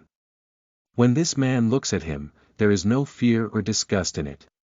Just a serene solace as if he is free from anything in this world. He is covered in his own blood that his crimson robe almost turns black after getting soaked with blood. His skin is white and pale, clearly fatally wounded, but his exquisite face shows no hints of pain or emotions on it. There is only sleepiness and fatigue. Despite his frail figure and covered in blood, this human looks extremely beautiful. So beautiful that this demon god wanted to kill him, make him less beautiful, taint him and make it so he could become hated by the whole world. He did as his instinct told him. After killing off that 5 cultivators, the demon god attacked Xue Jing, wanting to taint him with demon qi, to make him lose control. Who would have thought that this beautiful person is so decisive that he used his own vessel as the core of a formation that would double his chains and put him in deep slumber. Once the demon god was hit with extreme sleepiness, the last thing he heard was that beautiful man's voice. I cannot reincarnate until he picks me up. But I couldn't let you eat my soul as well. I can only put you to slumber until then. Don't worry, I will stay here with you until my husband picks me up. That way it wouldn't be too lonely for you. Before the demon god was put to sleep, those were the words he heard. Ah, there's no way you would stay like you said, is what the demon god had responded to. In his moment of sleep his subordinates tried their best to wake him up. The only way to wake him up is through blood sacrifice. Of course there is no way that human cultivators would allow them. It took hundreds of years until the demon god noticed the weakening of that man's control over the formation he put on him. Clearly, the man's soul is weakening. That last time he saw him was 3 to 5 years ago, when one of his subordinates successfully got summoned by playful children calling on a minor devil. One of the children got possessed and his subordinate successfully hunted enough humans as sacrifice. He woke up for that one night. At the moment he woke up, the first time he did was to look for that human soul. He is surprised to see that he is really waiting for his husband to come to him. He had gotten so angry for no reason and taunted the guys that the person whom he was waiting for would not come. They fought with words for nights until Xue Jing got fed up with him and once again put him to sleep. But this time his sleep is not complete. Only his body is asleep, but he could move his soul as long there is a medium. The most compatible medium he possessed is a pen. He was called as Pen Fairy every time he was summoned. Every time he gets summoned the first thing he checks is whether Xue Jing is still there. And every time he found him waiting in that cursed land which he isolated from the real world. Then in my mind I always call him a fool. A blind in love moron who kept waiting for someone who would never come. They've spent countless hundreds of years that way. The demon god didn't really expect that his subordinate would successfully awaken him this time. The first thing that comes in his mind is that something must have happened to Xue Jing. Demon god Shenju spoke, "Where's Xue Jing?" The beings around him clamored in confusion. No one really knows the Ghost King's name like the demon god does. The Ghost King. Where is he? Asked demon god Shenju. It was at that time that someone had answered his question. Our Lord, the Ghost King had been hiding few humans before that celestial master had arrived. When that celestial master appeared, he started purifying the beings that bump into him. We saw that celestial master going towards the Ghost King's territory. He might be here to purify the Ghost King. Hearing this, demon god Shenju could help but run over to where Xue Jing is. Xue Jing is his companion that had accompanied him for hundreds of years, though lately his memories had gotten blurry due to time that he sometimes no longer remembers who he was and what he is. What worries him the most is that the demonic qi in this cursed land might have tainted his soul, causing him to become a madman like how he did before. It didn't take a while for the 3 of them to bump outside the building. Lin Xia's face turned cold when he saw a demon possessing the red qi appeared in front of them, but he frowned when he saw hints of gold wisp within the demon's soul. It made him bewildered how such a thing could happen. A demon with good karma. His demonic qi is not black but completely. He is not tainted. What the hell is happening here? Thoughts of Lin Xia. Demon god Shenju frowned when he saw Xue Jing after all this time. He felt something in him that made feel disturbed. He could only look at the celestial master who looks like an immortal standing beside him. Is this the man called Lin Xiao? The one Xue Jing had been waiting all this time. Thought of Shenju. One demon god and one celestial master stared down at each other with ugly expressions on their faces. Tension and overwhelming aura in the area could suffocate weaker beings like ordinary ghosts. There are tons of pain shrieks in their surroundings, obviously affected by the clash of aura between a demon god and a celestial master. It didn't take a while for the two to clash. Lin Xia pushed Xue Jing to a safe distance.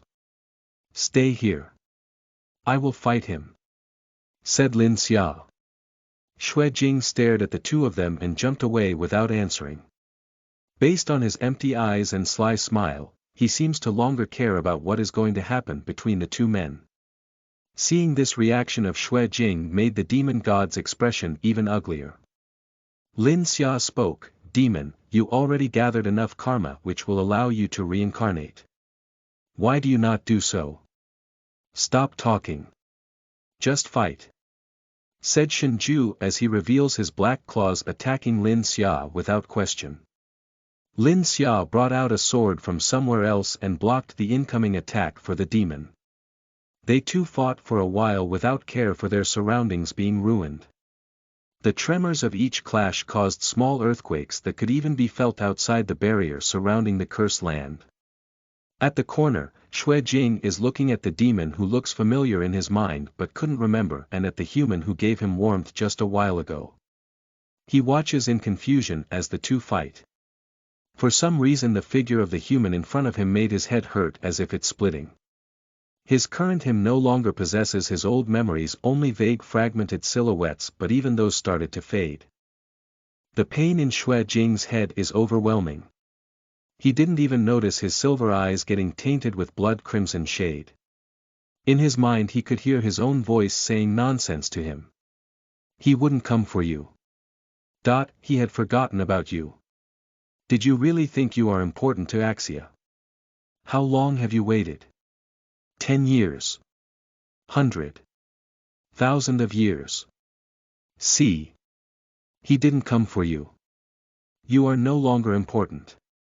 Even if you waited. No one will come. There is no one. He wouldn't come for you. Not anymore. As if he felt his head split, Xue Jing held his head in his hand wanting to squeeze it. His silver qi slowly turning black. Clearly his soul is getting tainted with demonic qi. All his negative thoughts and emotions got amplified. His eyes had traces of blood tears. A voice whispers in his ears as if tempting him. Fall Xue Jing, fall only by turning into a demon that the pain would subside. Ha ha ha. Only then Xue Jing remembers that the voice he is hearing is his own. Xue Jing's soul after spending a millennia in that cursed land was slowly getting eroded with evil qi. The first symptom of erosion is fading memories. Second symptom of erosion is fading emotions. Third symptom of erosion, last sympathy. AAA ha. Xue Jing, who was completely eroded with evil qi, had turned into an evil specter. A mad soul who lost his sanity and could only think of killing, killing and more killing. A mindless evil being whose existence is only to destroy. The silver irises are no longer surrounded in white pupils which now turn black. There are blood tears strolling at the corner of his eyes. His pale skin turned bloodless white and those lips turned black. Ghost King Xue Jing had completely turned to darkness. Chapter 26. 1, 25, 26 First Small Star, Extra 2, Horror Tale 13, End. You are listening at NovelFull.audio. After falling to demonification, Xue Jing had lost his mind. He could no longer remember anything. Who he was. What is he? Where was he? Nothing could be remembered. His longing and yearning for his husband to save him all this time is the only cause of his sanity, at the same time his misery. Falling on that cliff, Xue Jing had already welcomed his death. Only to wake up in that cursed land witnessing all the suffering one could undergo in life.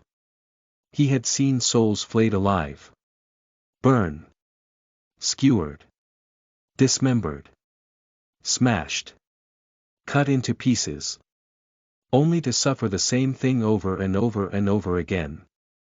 These were the scenes Xue Jing had witnessed under that cliff called Abyss. Abyss is indeed hell on earth. No wonder this is a cursed land feared by all kinds of races, even demon races themselves. This is a land of cruelty. There is nothing good in this land. When Xue Jing opened his eyes in this land, his heart was full of fear. He is scared that he is alone in this hell. He had already accepted his death just now, but he didn't die and opened his eyes in this kind of hell. His courage was all used up when he pulled those men with him in his death. He was peaceful in thinking that he had helped his husband lessen his burden in exchange for his death. But what is this now? Hell. Hell must be a prettier place than this. At least in hell you would know what you had to suffer and how long you would suffer. Why did you have to get punished? But in this land there is no sense of time, no sense of existence, no clarifications of life or death. There is nothing but only cruelty and endless pain. There is no one sane in this place. There is only insanity. Xue Jing felt his Tao heart wavered for the first time. He is extremely afraid that he would stay in this place forever. That he wouldn't be able to reincarnate. That he might not see his husband in the future. He felt desperate for the first time. He wanted to live to see his husband one more time. Xue Jing followed those 5 bastards that wanted to kidnap him just in hope to live. They ventured deeper in the land looking for a way out, but instead of finding a spark of hope that they would be able to leave such a cursed land, they met their doom instead. They've seen a humanoid demon chained at the deepest part of the land. They got lost and went even astray. Now they could never leave. Xue Jing's heart turned calm upon meeting this imprisoned mixed demon when he saw that demon's eyes. Within those crimson eyes is intense hatred for the world. Insanity of wanting to destroy everything, even himself, and extreme sadness of not being accepted. Xue Jing peeked through the soul of this demon's life. He was born in a happy family. They were thrown out of the land and have to live in isolation. But this family is happy because they are together. Their life is simple. A serene life of living in the mountains. Food can be gathered through farming, fishing or hunting. For water there is a near fresh lake for them to enjoy. Even though they have no neighbors, they were hated by their own race. This family of 3 is happy. But their happiness was cut off by both the demons and humans. They were hunted for loving different races. Humans and demons are not mean together, and this relationship is a taboo, but the couple has fallen in love. The mother is a human while the father is a demon. Their child is a humanoid demon with stronger demon blood, but his form is that of a human. In the end the demon child's parents were killed. He is tortured endlessly. He grew up in a cruel and insane situation. It wouldn't be surprised if this child had gone insane. But for some reason the demon child persevered. He had lived through such ugly childhood and grew up with nothing in his heart but hatred and vengeance. Until he fell in love with a human girl. The humanoid demon thought he would finally be happy. Only to be betrayed in the end. The girl received money in exchange for revealing the humanoid's secret hiding place and was once again captured. This time the pain and sadness from the betrayal of his love made him break his heart. He no longer trusts anyone's words. After destroying more and more lands from both humans and demon race, the 2 races had worked together to imprison him. They threw him on a cliff with a formation imprisoning him there forever. He could not leave the place. Chained under that cliff. The demon couldn't even die. He could only suffer in there for endless time to eternity. The humanoid demon had no other choice but to spend his life under this cliff, chained and unable to leave. Then they've met him.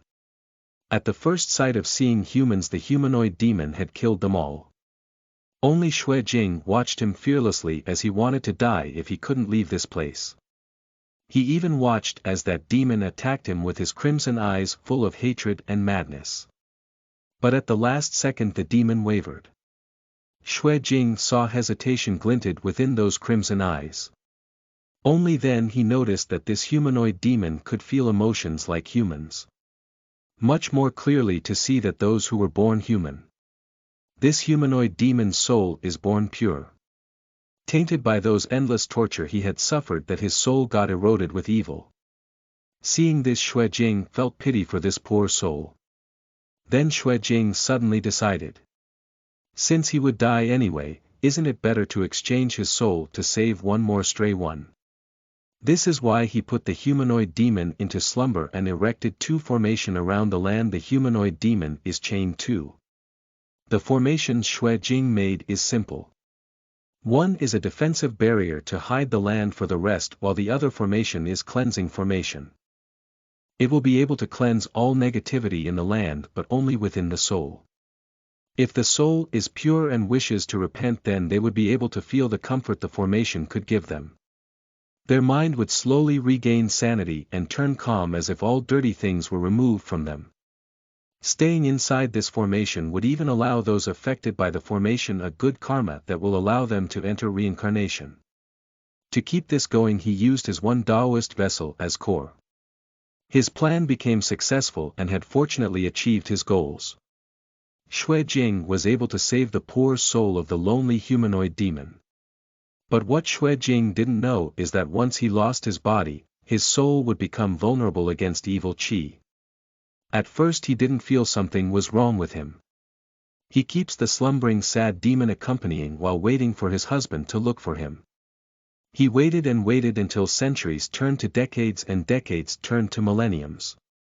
Slowly yet surely, Xue Jing didn't notice his soul getting eroded with evil qi.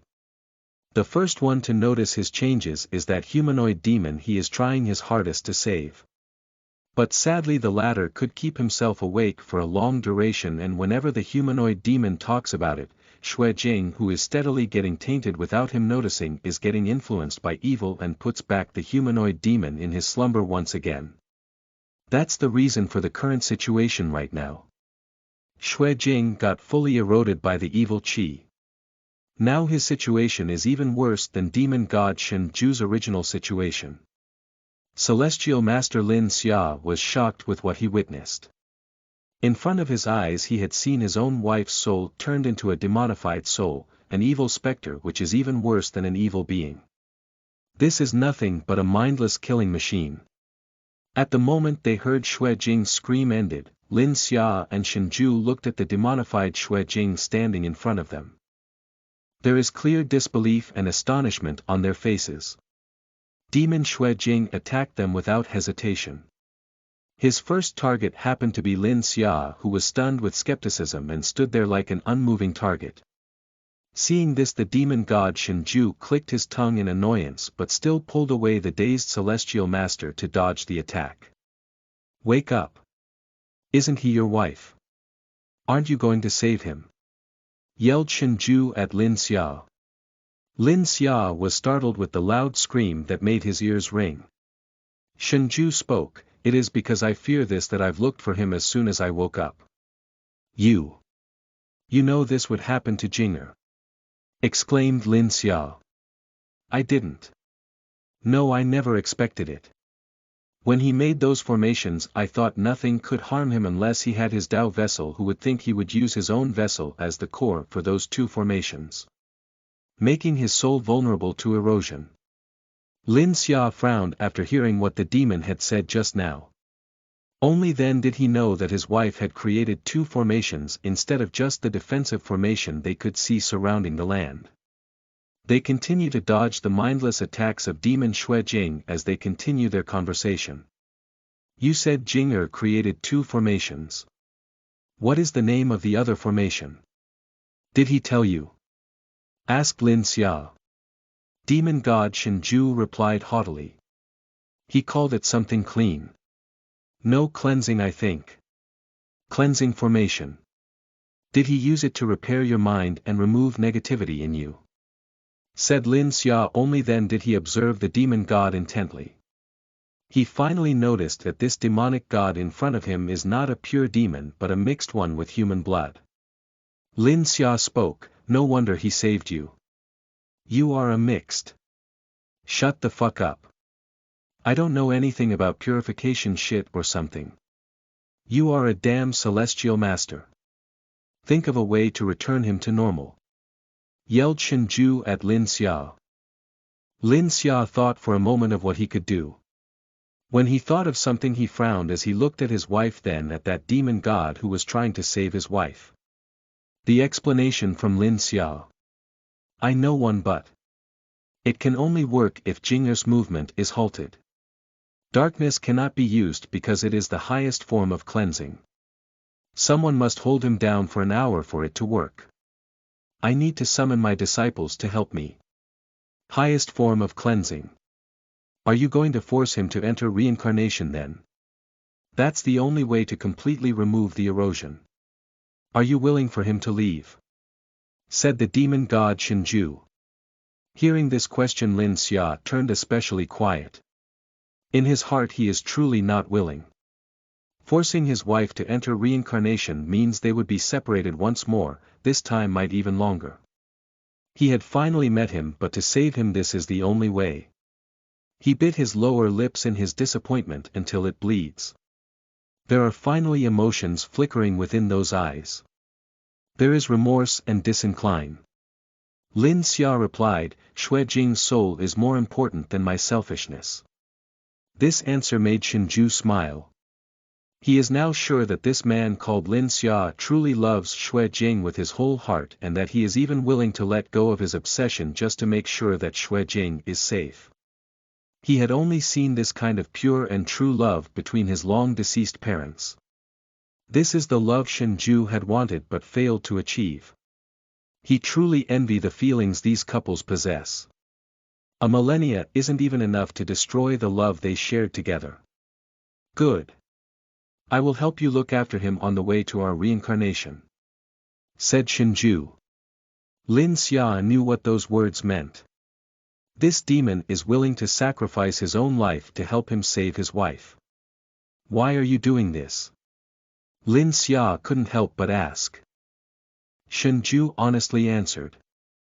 Xue Jing is the only person in this world except for my parents to be able to look straight at my eyes without any hint of fear or disgust. Instead he chose to save me. If he didn't love you enough I would have wooed him to become mine. Actually I really tried too. Lin Xia couldn't help but yell in anger. You bastard. HMP, obviously he didn't accept it right. That's why I choose the second option of becoming his brother instead. This is the reason why I didn't choose to reincarnate all this time. I wanted to enter reincarnation with A Jing so he could become my little brother in our next life. Thank you. Don't thank me first. The first thing I would do after we reincarnated is to prevent my little brother from marrying you. You are truly a bastard. Screamed Lin Xia at him. Shenju asked. I will grab him now.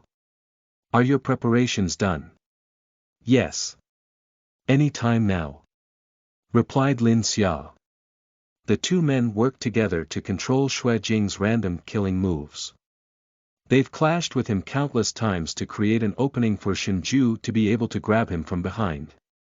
In the split moment when Xue Jing's body wavered, Shenju grabbed him from behind. He wrapped his strong arms around Xue Jing's body, trapping his arms and hand within his embrace. The flailing legs of Xue Jing were trapped within Shenju's legs as well. The scene in front of him made Lin Xia's face darken, but he couldn't do anything but watch someone hug his wife in front of him. Stop acting like an idiot and do your work. You jealous man. Yelled Shenju at Lin Xia. Formation of Samsara, open. Lin Xia activated the formation that will open the door to reincarnation within the whole cursed land. It will cleanse all souls within the circle and bring them back to how they originally look. Shenju and Lin Xia watched as the demonified Xue Jing struggled within the formation and the evil qi within him faded like smoke. His original beautiful features had returned to normal. Because the formation of Samsara was open, any other formation in the area was deactivated. The barrier that prevented others from leaving and entering the land had broken. This caused those disciples together with Xue Luli and Fu Lian to run back inside the land. When they reached the location of the building, they saw the scene of 3 men sitting on the ground. The handsome man with long black hair and crimson eyes, nonchalantly crossed his legs on the floor looking at the couple hugging and crying beside him. Lin Xia ignored that dirty and mud soiling his white robe as he hugs his wife in his arms. In the last moment before his wife entered his reincarnation, Xue Jing's memories miraculously returned to him. Axia. Husband, I can't breath, said Xue Jing. Lin Xia slightly lessened the force he was using to hug his wife but didn't dare to let go. Xue Jing spoke, husband, let me see your face. I haven't seen it for a long time. Okay, Lin Xia raised his head and let his wife hold his face on his hands. The white yet slender hands were a bit cold due to the difference of the living and the dead. The tears strolling down from Lin Xia's eyes continue to fall. It cannot stop knowing he would be separated from his wife once again just when he finally meets him all this time. Xue Jing couldn't help but chuckle seeing his husband's natural cold temperament break at this moment. This man's emotions really only exist for him and would only be seen when he is around. Using his fingers to gently wipe his husband's tears, one could see how much affection, love and yearning within those argent eyes shows as it stares at Lin Xia. Xue Jing spoke, I promise you it wouldn't take long. As soon as I reincarnate, I would look for you. Just make sure to stay in this school. I will go here first to find you. Don't be sad, my love. We will see each other soon, he coaxed his crying lover. Hearing this, Lin Xia couldn't help but kiss his wife's cold hands and forehead. He could only silently agree. Willing to wait even for eternity as long as his Jinger would return. Lin Xia responded. I promise as well. I will wait here for you, my Jinger. The formation of Samsara will continue until the first sunrise appears. Until then Xue Jing and Shenju had remained in the mortal land with the rest. Xue Jing introduces Shenju to the rest. Xue Luli and Fu Lian had accepted that their little brother for a day would now be taking his leave. They've spent the short time they have together in laughter instead of sadness. When the first sunrise had risen, Xue Jing and Shenju had prepared to leave. This time the group let Xue Jing and Lin Xia spend the last few minutes together privately as a couple. They could only cuddle enough and kiss until they've separated. Once the morning arrives, all souls trapped within the cursed land have entered Samsara. This includes Xue Jing and Shenju. In a slightly dim sky with hints of little sunlight, countless light orbs had ascended. Most of the orbs glow in white. Only 2 glows differently. One shines as crimson while the other as wisps of mixed silver and gold. Lin Xia stared at that special colored orb without blinking. He continues to watch until there are no more glowing orbs in vicinity. It didn't take a while before the celestial disciples had escorted Xue Luli and Fu Lian home. Upon Lin Xia's orders, the memories of these 2 students were not erased. After all, these 2 are their Lord Master's wife's friends. They couldn't raise their hands against the Lord Consort's acquaintance. Xue Luli spoke, Lian, would we see Jingjing in the future again? Didn't Jingjing promise? We would definitely wait for him to return. Let's wait.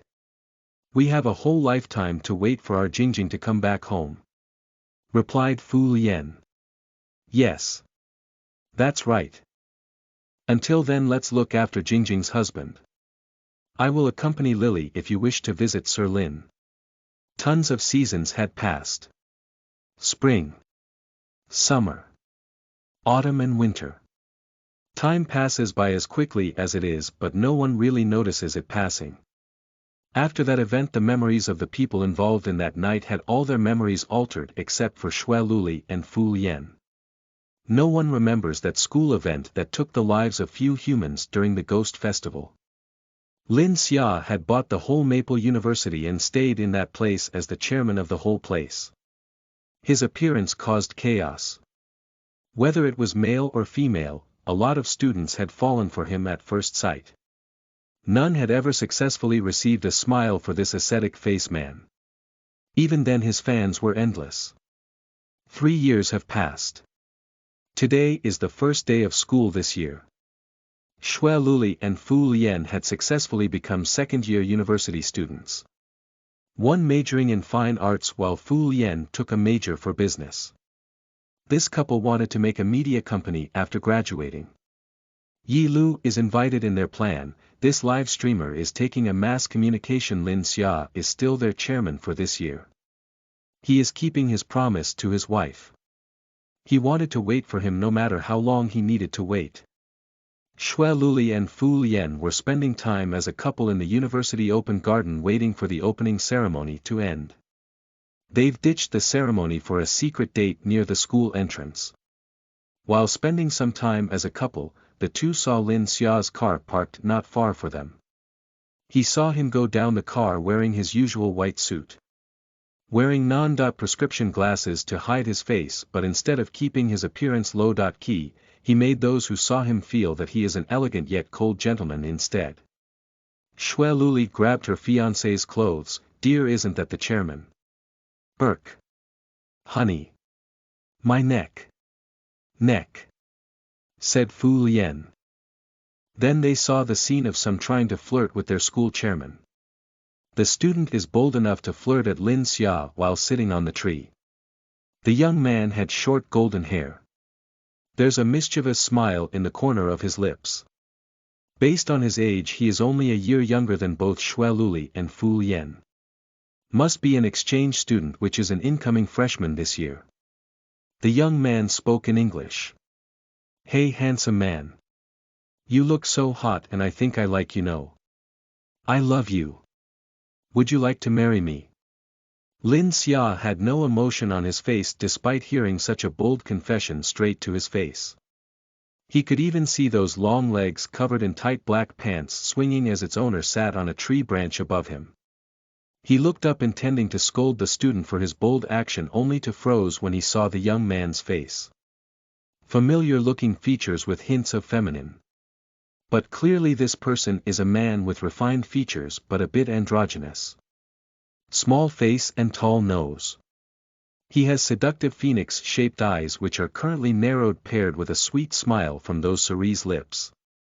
Hidden within those eyes were captivating pairs of argent orbs. Paired with his shining golden hair under the sunlight, this young man looked divine and angelic. Lin Xia's gaze softened and spoke. Lin Xia. 25 years old this year. Chairman of Maple University with countless assets under my name. Single. How about you? He asked in English as well. Then they heard playful chuckles from the handsome young man. Age 21. Name Xue Jing. Currently a freshman student for computer science. No asset, just the second young master of Xue clan. Single and is now asking you, Sir Lin Xia. Are you willing to marry me? This time the young man speaks on Chinese. Lin Xia smiled and reached out his hands towards the Xue Jing. I am willing to marry you, my Jinger. Said Lin Xia. Xue Jing happily jumped on Lin Xia's arms as they kissed upon their reunion. Seeing this scene unfold before them, Xue Luli and Fu Lian recognized the familiar face of that young student that suddenly jumped on their school chairman. Xue Luli and Fu Lian yelled, Jingjing. Then they run towards him for a hug in disbelief. This is a nice day to start a new beginning. After reunion they would have enough time to spend their lives together as a couple one more time. This time Lin Xia and Xue Jing would be able to stay together until the end. Meanwhile, somewhere in Maple University, Yi Lu is currently live streaming during his free time as he is also skipping the opening ceremony. He left the couple to spend time together privately. Currently he is walking around the school courtyard streaming about his university landmarks. Look here. We are going to visit the rumored special tree which grants wishes. Old man, look behind you.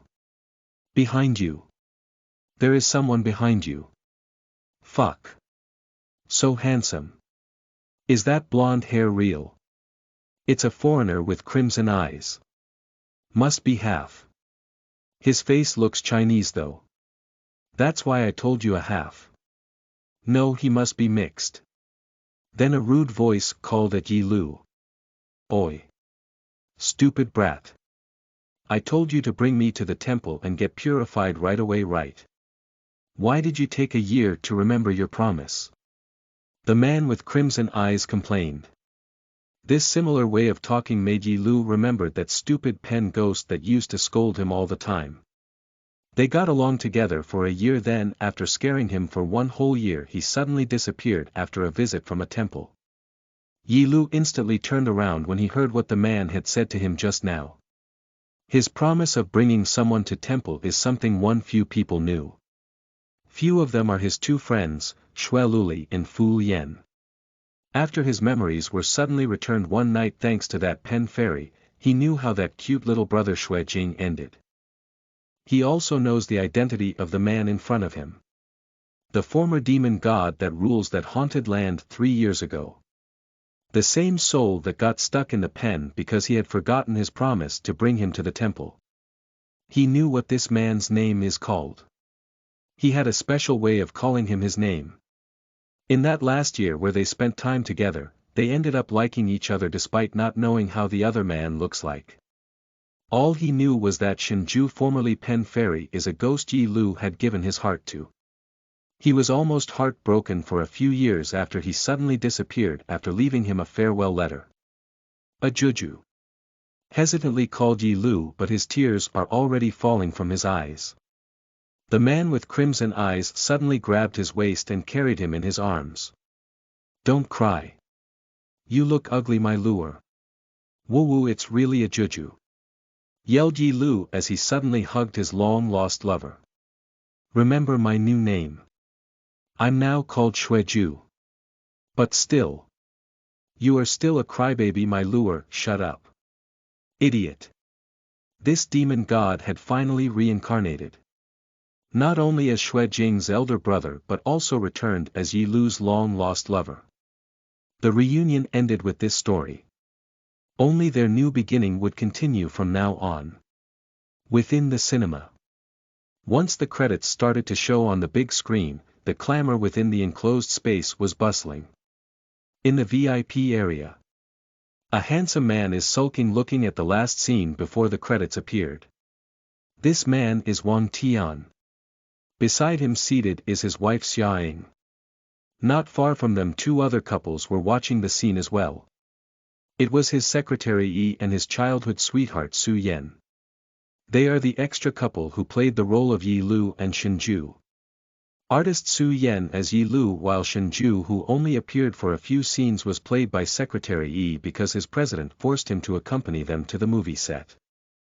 The last couple is the main couple in the movie, Hu Tian and Fei Lan, who played as Fu Lian and Xue Luli respectively. Ugly-faced Wang Tian complained, "Why is it that Yi and his partner had to be the last scene cut couple in the movie? Isn't it supposed to be my wife and me? Stop complaining. That last cut of ours was done urgently as you had an emergency meeting that time. We couldn't retake it because you are too busy and the team is already out of schedule," said Xia Ying, who was trying to appease his childish husband. Why is brother-in-law even complaining? Your pairing with Bao Bei is the most popular CP in the movie, said Fei Lan. Dear your voice. We're in public, said Hu Tian, trying to calm down his wife. Wang Tian is still intending to complain about that last cut scene. Call them to change the scene. Secretary Yi didn't hesitate when he heard his president's orders. Okay. Wow, for real, whispered Su Yen beside Secretary Yi. Xia Ying finally couldn't hold back his annoyance and glared at his husband. Enough. Asian. You don't need to call anyone. Wang Tian flinched when he saw his wife glared at him, he could only lower his head while sulking. Secretary Yi still knows whom to follow between his president and his wife. The dominant one in their relationship has always been the wife. Yes. Sir Xia, replied Secretary Yi with a smile. The two couples watch how Xia Ying would coax their childish president, but for some reason Xia Ying just stared at him before walking away, obviously still angry. Ah, wife.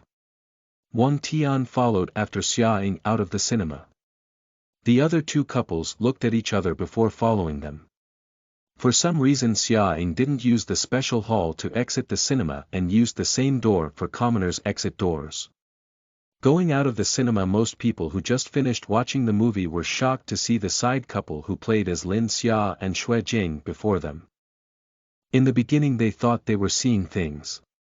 Everyone watched the couple from a distance.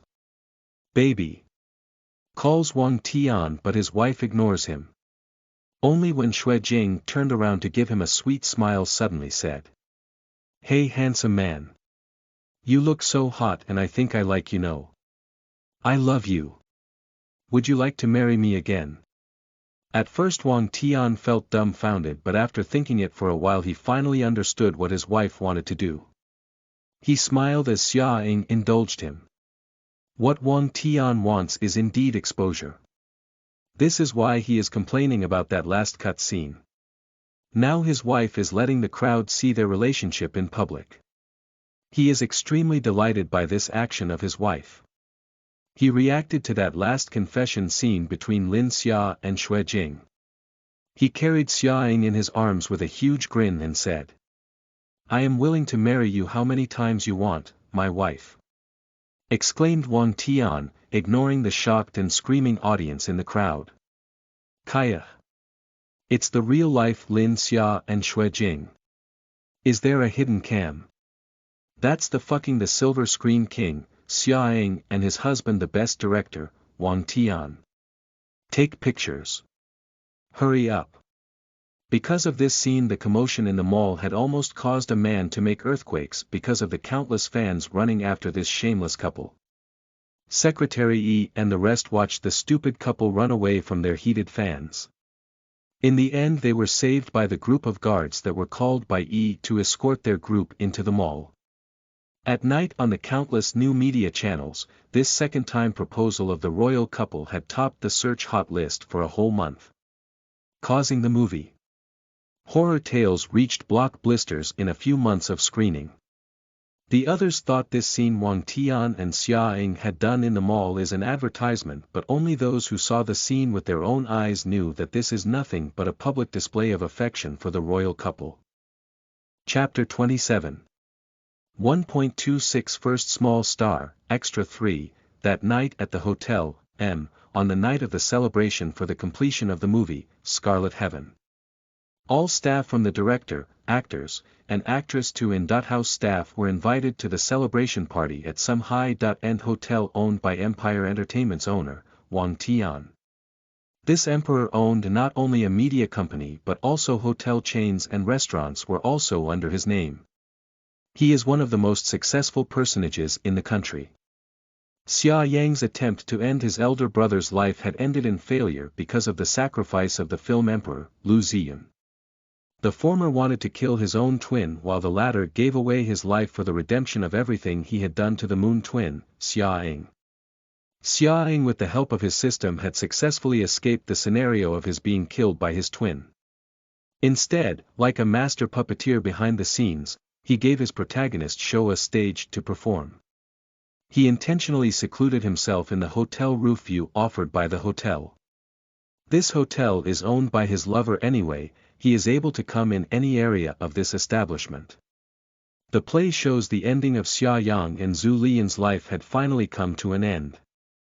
The film emperor died under the hands of his beloved, the sun twin, Xia Yang, whom he used to love before in sacrifice just to save the life of the former lover, the moon twin, Xia Ying, which he chose to use as a substitute in the very beginning.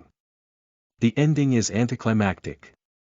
The current lover of Xia Ying, which is Wang Tian, had ordered his men to clean up the mess his lover was playing with. Obviously, this man treated the death of Lu Ziyun as nothing in his eyes. Even the murderer, Xia Yang, hadn't entered his line of sight. Only one person, Xia Ying, who is his beloved, could enter his heart. Since Xia Yang is still the blood-related brother of his beloved, Wang Tian chooses not to end his life. In the end, made him suffer as he continued living. The sin of killing his own beloved with his own hands is something that could torture the man for all his life. Using the death of the film emperor to condemn Xia Yang as a murderer, he could only live his entire life in prison. On the other hand, that same night, he carried his little devil wife with his own hands and brought him in a presidential suite he owns in the current hotel they were in. As soon as they entered the room and the door was shut, the two exchanged wild and steaming kisses with each other. Like beasts hunger of another. Wang Tian first pinned his Xia Ying on the wall, while instead of just removing his lover's clothes he just chose to rip it open. Buttons of the vest and polo flew in whatever corner, revealing the white chest and red perky nipples hidden inside. Their tongues clash aggressively and only ragged breathings and undertone moans can be heard coming from Xia Ying and Wang Tian.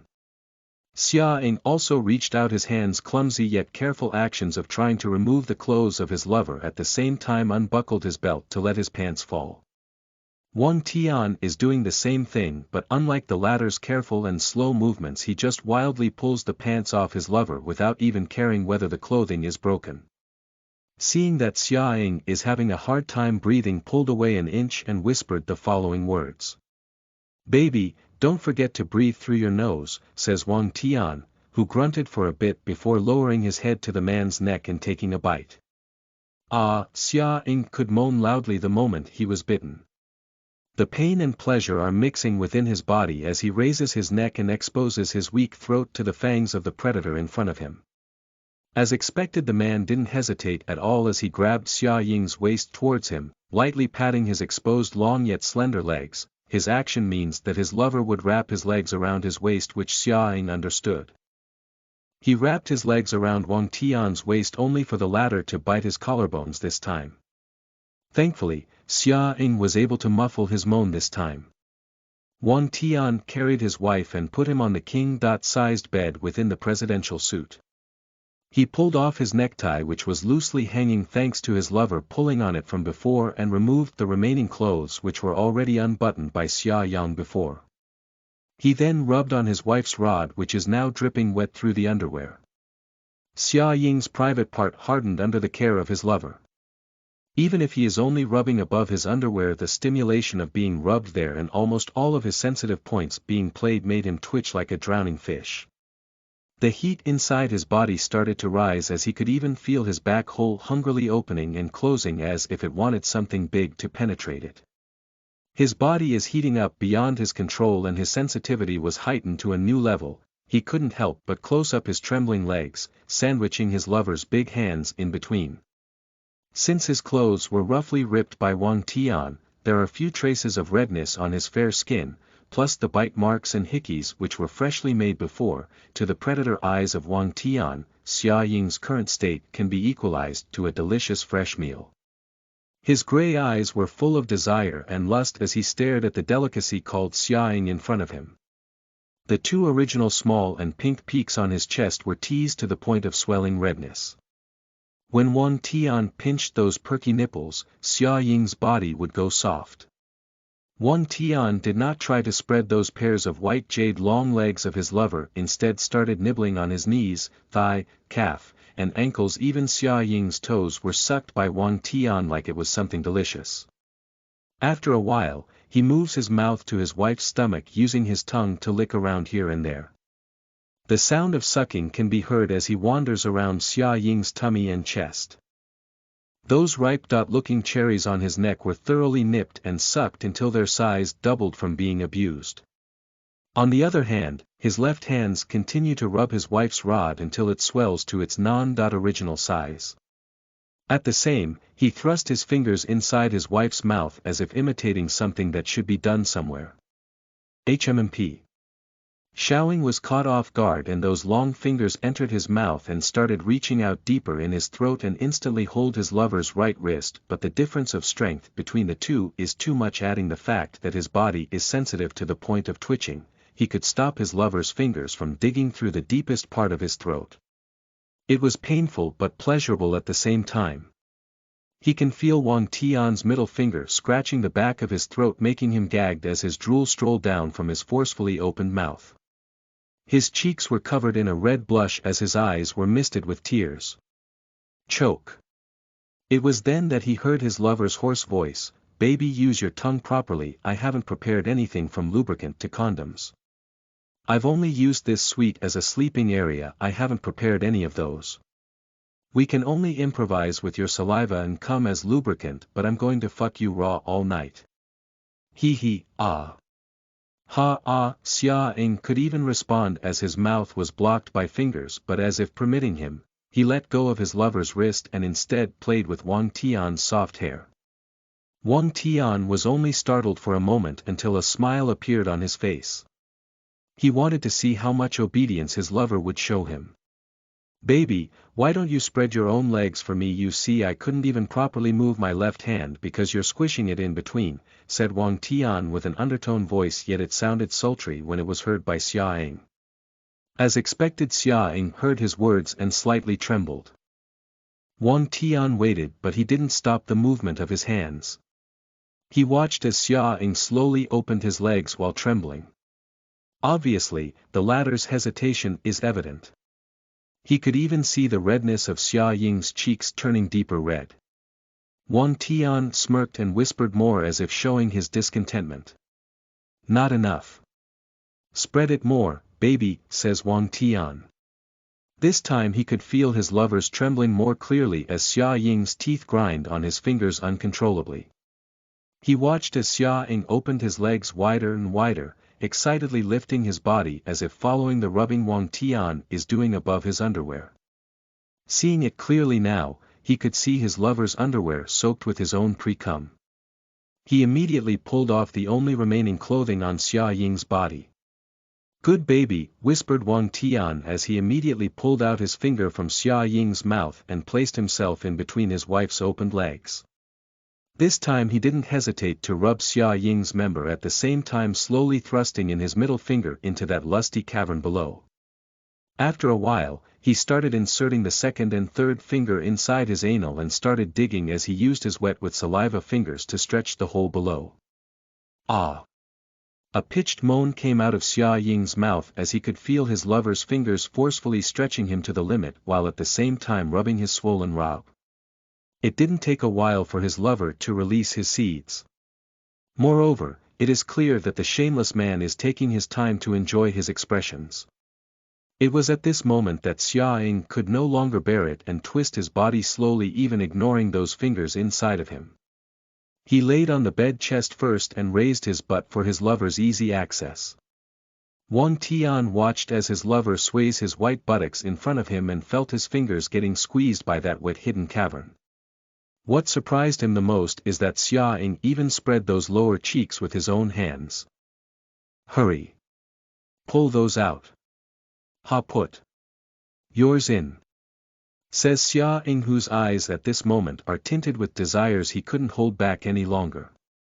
This time two beasts were engaging in a sexual exchange.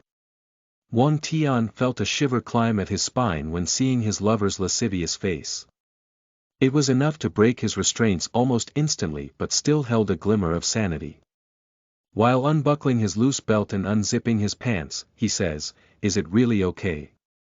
We don't have a condom though," said Wang Tian while already pulling his hidden dragon from his pants.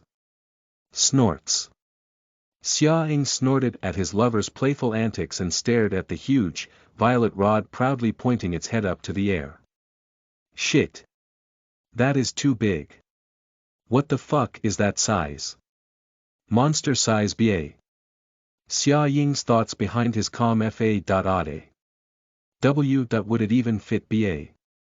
Only when he saw his lover's teasing expression, Xia Ying decided to bite the bullet. "I don't care. Just fucking put it in. Aren't you going to feed me bad?" exclaimed Xia Ying, using all his courage and bravery. Wang Tian showed an evil smirk as he pushed in with one movement, instantly reaching the deepest area within him. Xia Ying couldn't help but scream the moment he was penetrated by such a huge dragon. Ah! Just as I thought. It would hurt. Though this isn't this body's first time, it is my first time, bastard. He buried his face in the pillow as he tried to bear the pain. It was at this moment that Wang Tian felt something was weird, that his lover wasn't reacting. He saw Xia Ying hiding his face within the pillow. "Baby, are you okay? Should I pull it out?" asked Wang Tian worriedly. He stopped moving, but when Xia Ying felt him leaving, he glared at him with a face flushed with pain and tears as he squeezed him inside. Xia Ying said, "If you dare pull it out, don't you think you'll be able to do it again in the future?" His eyes were hazed with tears. With this threat, Wang Tian thrust it in once again. "HNN?" Wang Tian worriedly asked, "Are you really alright, baby?" After hearing his wife's painful scream for the second time, he paused once more. This time he didn't dare to move or pull it out. I'm fine. It's slowly. It's my first. I mean, it's been a while, as I haven't done anything since my breakup with that man." Wang Tian knew that his baby was telling the truth. After his breakup with the film emperor, Xia Ying was busy with work. Moreover, every break he has is occupied by him. This is the first time they've done the last stage. He motioned himself lower as he held his lover's waist. He slowly pulled it out and once again carefully thrusting it in. He moves like this until Xia Ying gets used to it. But when the latter got used to it, a different kind of unsettlement was felt within him. Xia Ying's thoughts, what is this feeling? It feels itchy and not enough. It's too slow. In his sated current self, Xia Ying had no other choice but to hit his lover's muscled leg and said, it faster this time. Wang Tian couldn't help but sigh when he heard his wife complain. Slower or faster? Please make up your mind, baby. I won't listen for the third time, said Wang Tian with a roguish tone. My telling you to do it harder. I can't feel you inside. Are you really the AH? He was thrust suddenly before he could complete his words. His hands were held by two bigger hands as his nape and shoulders were sucked and nibbled.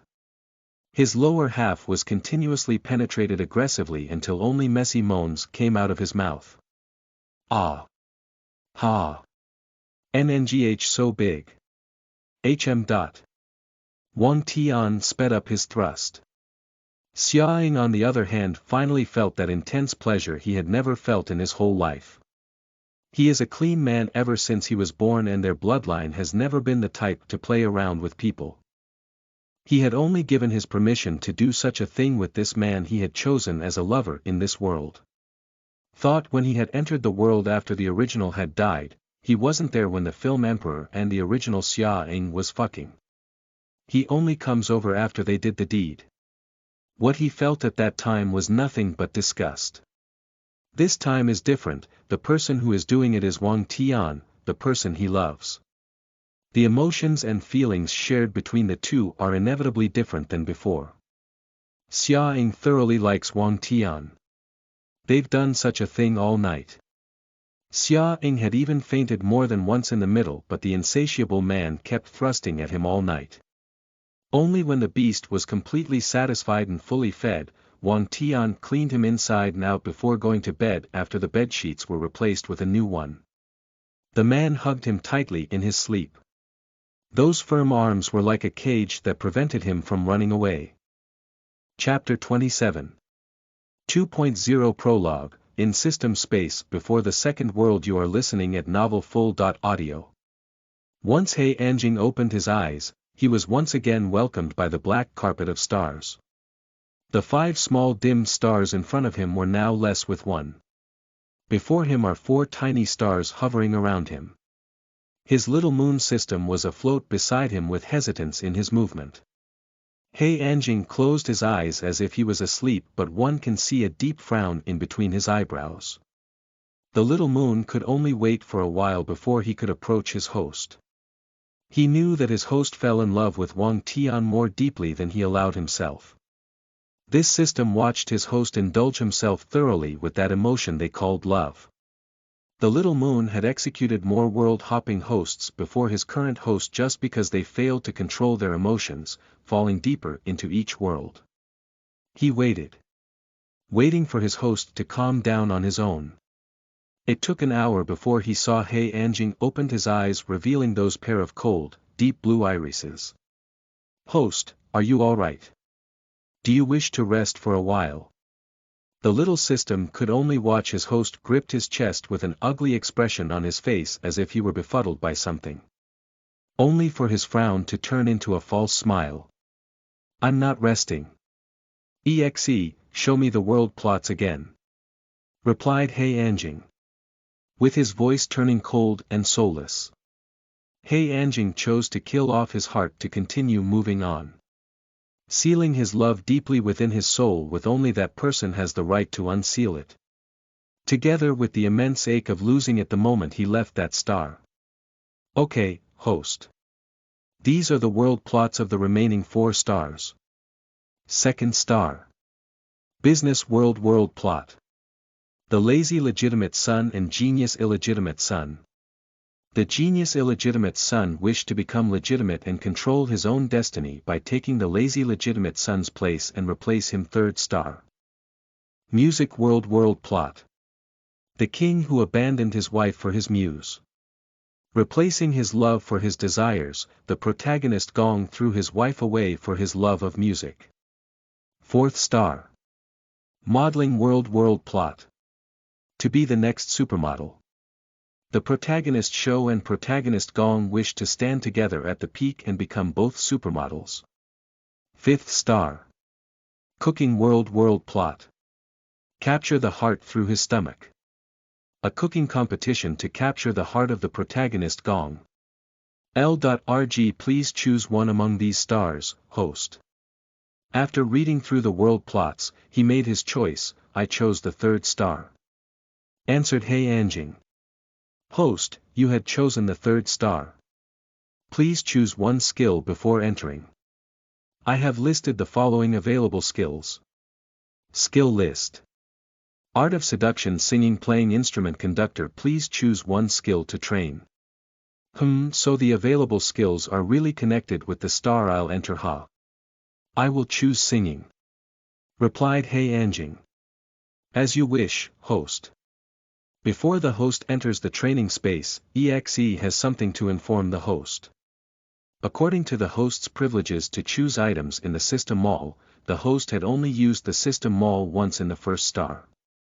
Host is now able to get 5 items in the mall.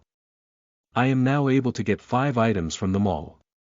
Well, I'll browse through the list if I have time," replied He Anjing before entering the training space of his chosen skills. The next star is a music world under instruments. Why did the host choose singing skills instead of instrumental talent? The secret thoughts of this system called Executioner. Few years later, He Anjing finally came out of the training space with a hoarse voice that only until he was fed by a few dozens of throat candies that it returned to normal. "Host. Do you not need to learn how to play musical instrument? I mean, in the next world you would be playing instruments instead of singing." He Anjing gave him a sly smile before replying, "Even if my memories are tempered, some of my skills are unlocked. It just so happens that my talent in playing musical instruments are not sealed, so why should I relearn the skill when I've already mastered it," he said. The system was rendered speechless for a moment. It took a while for him to check his host's record and indeed have seen his skills for instrument unlocked. Only then he understood the reason why his host didn't learn the musical skill and instead choose another one connected to it. Seeing his little moon system quiet, "EXE, prepare the transfer," said He Anjing as he grabbed the 3rd star emitting with dimmed light in his hands. "Host, please prepare for transfer in 10, 9, 5, 2:1 Transfer complete. Chapter 28. 2.1/3 Small Star, The Abandoned Wife. You are listening at novelfull.audio. A/N. In this world, same-sex marriage is legal. Clans or families who held the strongest authorities were considered royalties here. This is just fiction, please don't think too much of the details. All of it just came out from my brain hole. Transfer complete. Upon the transfer completion, He Anjing was once again pulled inside the small star, leaving the system space to complete his task in the next world found inside the star. Groggily opening his eyes, He Anjing heard the sounds of machines beeping in his ears. As he woke up, he was welcomed by a white room. Beside his bed is a heart indicator that monitors his heartbeat. Few drips were connected to both of his hands, as he saw that his hands were both bondaged with white gauze and he couldn't feel his fingers completely, but when he tried to, he couldn't stop his hand from trembling. His hands were obviously crippled. After looking around a few more times, He Anjing knows that he is inside the hospital. When the nurse saw him awake, she ran out of the room to call for the doctor, while the nurse was assigned to call his relatives. He Anjing spoke, "Exe, the memories of this body. Please wait for a minute. I will prepare it for the host." World plot: Wu Shui, the abandoned little prince of Wu clan. Wu clan is one of the best families that hold a position in the music society. He is Wan Lenya, the protagonist Gong's childhood friend and husband in paper. The Wan and Wu family old masters are friends, and so they wanted their descendants to be connected by marriage. Wan Lenya is a well-known asexual person. He is famous for his stern and icy demeanor. No one else was able to enter his eyes. Even his childhood friend and wife is treated just a bit better than strangers. Everyone said he has an iced heart, and only his love for music is undeniable. Wu Shui and Wan Lenya couldn't be said to be close, but they could communicate with each other through music. After all, both are undeniably talented in music. Only because of a weak heart Wu Shui is unable to compete in the contest to be entitled as a music genius. On the other hand, his husband is a famous figure in the music world and was deemed as the king of music. But everything changed when the protagonist show, Xing Ran, appeared. He is a prodigy, with diamond-in-rough capabilities. Adding up his bright personality, Wan Lenya couldn't stop himself from liking the boy. For the first time in his life, Lenya's heart skipped a beat and he ended up falling with the boy, but he couldn't betray his wife over his love. That is until his family, upon hearing that Wu Shui lost his ability to play instrument after an accident, Lenya was finally convinced to break their marriage, which ended up Wu Shui in his lone misery taking his life to end. After having the memories of the original host, He Anjing could help but sigh, why do I always end up having to host the body of a cannon fodder?" asked He Anjing. This is because the host needed to change the destiny of that cannon fodder. So that after the world is reset, he will be the new protagonist of the world. No wonder, but why is it that there is no villain in this world? Asked He Anjing as he thought about his beloved which he had left in that star. Answering to the host, in this star there is no villain because the protagonist show is a black lotus. A/N. A black lotus person is unlike a pure silly person like a white lotus.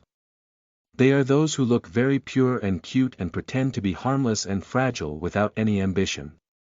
Though in reality they are cruel and overly ambitious people who will do and use anything to get what they want. They can even kill people. In short, they are closet lunatics.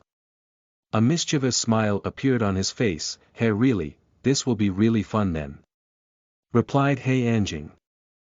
At this moment He Anjing will be referred to as Wu Shui. As Wu Shui expected, the nurse brought over the doctor to check on him, as well few related people to him like his husband, Wan Lenya. His best friend, Yu Wuya, as well as the mother of Wan Lenya.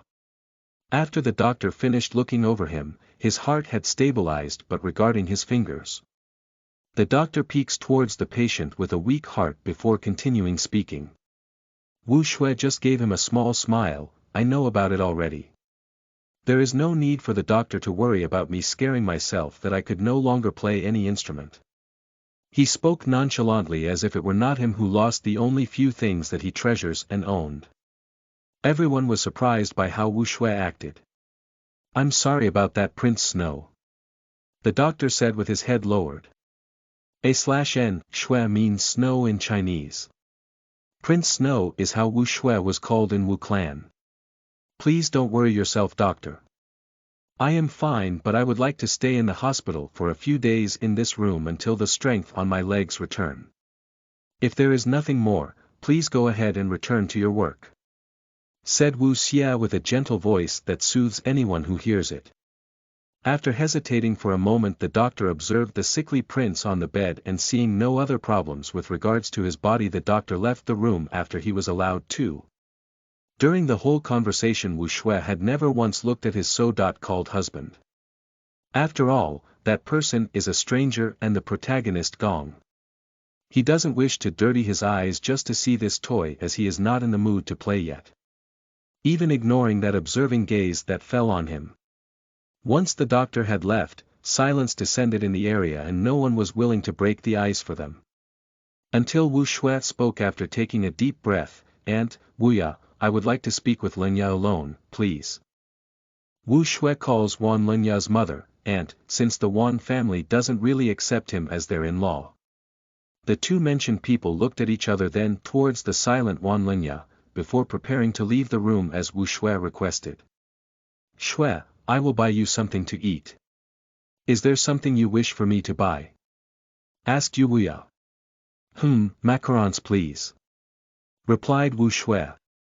"As His Highness wish," replied Yu Wuya with a smile before taking a leave, even dragging Aunt Wan away from Wan Lenya after whispering a few things to him.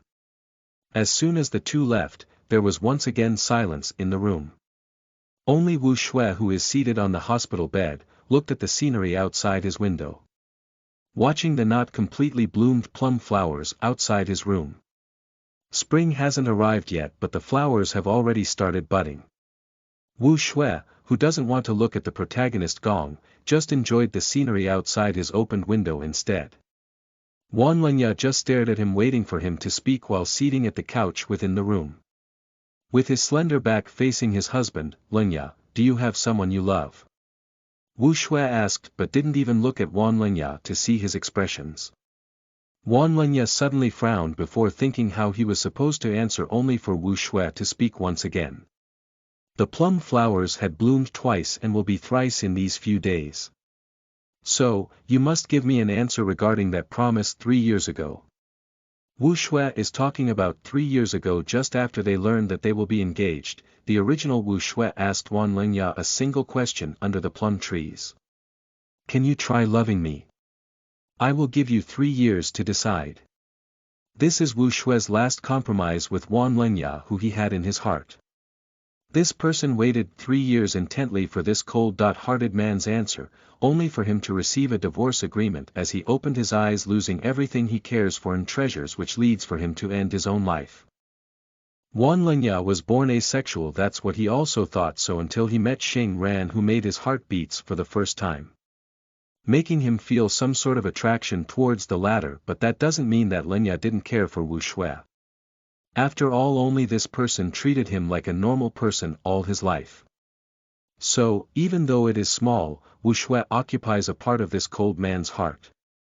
Lowering his silver eyes, with his silver hair flutters as he moves, his neutral emotionless face finally tainted with a frown. Still not hearing an answer, Wu Shui tried to comfort him with his words, "You shouldn't think too much of my situation. Lenya, I can take care of myself," said Wu Shui. Hearing those words of comfort, Wan Lenya's heart didn't feel consoled. Instead, he felt uneasiness filling his heart. Even he couldn't understand Wu Shui's usual assuring voice, turned extremely gentle in his ears, but sounds like a demon tempting him to make a wrong move. He couldn't decide which to follow. His mind that focuses on his responsibilities as Wu Shui's legal partner, or his heart that is messy and uncontrolled when he thought of that angelic smile of Xing Ran. In the end, he chose to listen to his heart, which skipped a beat once for Xing Ran. I cannot. I like Xing Ran. "Swear, I'm sorry," replied Wan Lenya. Silence. There is a short silence until Wu Shui spoke once more. I see. He only answered as such, but there is no change in the tone of his voice. Still gentle as always and nice to hear, but to Linya's ears that voice made him hear those tender sounds, fills his mind and heart with anxiety. Unable to take back the words he had spoken, Linya could only shut his mouth in silence. Linya, you should take your leave. A week after, I want you to visit me here to sign the divorce paper I will prepare. Don't worry, you'll be free after a week. Until then you shouldn't visit me. After that conversation, Aunt Wan and Yu Wuya returned. Seeing that the situation is the same as before, they felt relief. Yu Wuya approached Wu Shui in the bed, happily presenting the macarons he was asked to buy. Shui, I bought it for you, said Wuya, and smiled when Wu Shui moved his gaze to look at him more like at the macaroon in front of him. Seeing that his eyes were calm as before, not swollen or reddening, nor any hints of crying was found, that Wuya was completely relieved. Not even noticing that within those calm eyes was indifference that shows no familiarity to anyone, even towards the smiling man before him. Yu Wuya happily opened the box and put the macarons on a small plate before giving it to Wu Shui so he can eat it easily. On the other hand, Linya, who finally saw his wife's indifferent expression, could feel a prick within his chest. Unable to explain or understand, he can only stay soundless while keeping the restlessness that is about to occupy his heart. Seeing the silly one before him treating him kindly, Wu Shui could only give him his gratitude. Thank you, Wuya. According to his memories, this man is the original's admirer.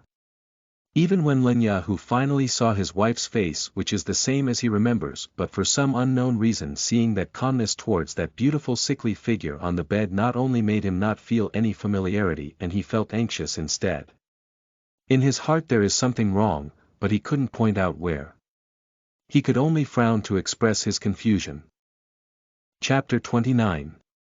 2.23 Small Star. Hey Shui, you are listening at novelfull.audio. Hospital. Wu Shui's room. The married couple in paper, Wu Shui and Wan Linya, had decided to divorce. This is the result they've made together. Like how the original Wu Shui waited for 3 years after their arranged marriage, for Wan Linya to give him his answer to his question long time ago, now the conclusion is made. Though there's no divorce papers given to him, their marriage still ended. As Wan Linya had chosen his muse, Xing Ran, instead of his wife, Wu Shui, like in the original plot. Once they'd finished their conversation, the two who were asked to leave the room for a moment were called back inside. Yu Wuya presented the snack Wu Shui requested to him. Macaroons. Without even moving his gaze to the macarons in front of him, Aunt I and Linya reached a conclusion. I will have my lawyer prepare the divorce papers. Please have Linya come here after 3 days for signing, said Wu Shui, who casually ate the macaroons gifted to him by his best friend.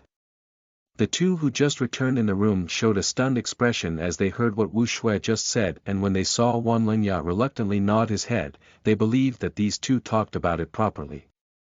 With an evident detachment through his voice, Lady Wan, did you hear me?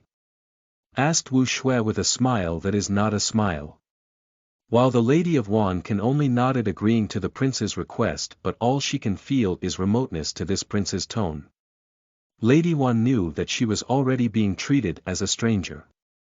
After all, the original Wu Shui used to call him aunt even before his son and this prince got married, but now he calls him Lady Wan.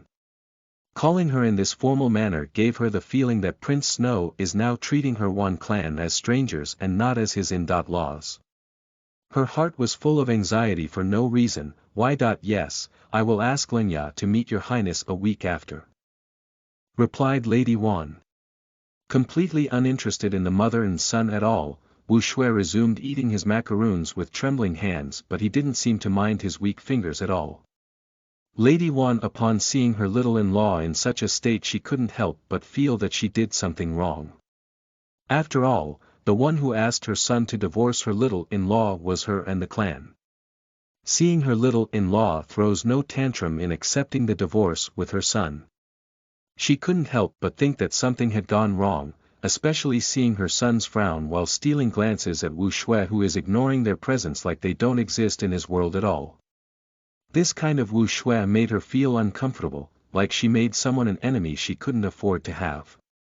Yu Wuya, who could no longer watch Wu Shui's actions, used a spoon to feed him bit by bit. This is to stop this sickly man in using his crippled hands. If there isn't anything you wish to say, please go ahead, said Wu Shui to Wan Lenya and his mother. He was concomitantly telling them to take their leave. After staring at Wu Shui for a few moments, Wan Lenya stood up and prepared to leave with his mother, but before he completely walked out of the door he once again looked back only to see that Wu Shui no longer paid any attention to him. He can only watch the two, one being fed while the other is feeding. He suddenly felt that he was being replaced by Yu Wuya. After the two had taken their leave, a serious expression appeared on Yu Wuya's face as he looked at Wu Shui before him. Yu Wuya said, "Shui, are you really sure about that divorce? Lenya is in love with a guy named Xing Ran. A year younger than me and a prodigy in music, thought still a bit rough on the edges," replied Wu Shui as he continued munching on macarons. "Wuya, I am not a hypocrite. I am not willing to continue staying with a man whose heart had started to move on to another. My man can only have me in his heart. It seems that Lenya isn't him." Yu Wuya was struck silent by that. "How about me? Do you think you can like me the same way as Lenya?" asked Wuya while staring at Wu Shui with expectation. Sighing, Wu Shui grabbed Yu Wuya's right hand and put it above his chest where his heart resides. "Wuya, feel my heartbeat. Even though you are before me only a few inches distance, there is no change in my heartbeat at all. I do not wish to give you false hope, but that doesn't mean I still love Wan Lenya unconditionally. If there is something that changes, then I can tell you that the former Wu Shui is dead. Wu Shui, is not the same one. I want you to not visit me for this week as well. I want to be alone for now. This is to give you time to think about what kind of relationship you wish to have with me. I can only say, it will never be lovers. You should leave as well, Wuya.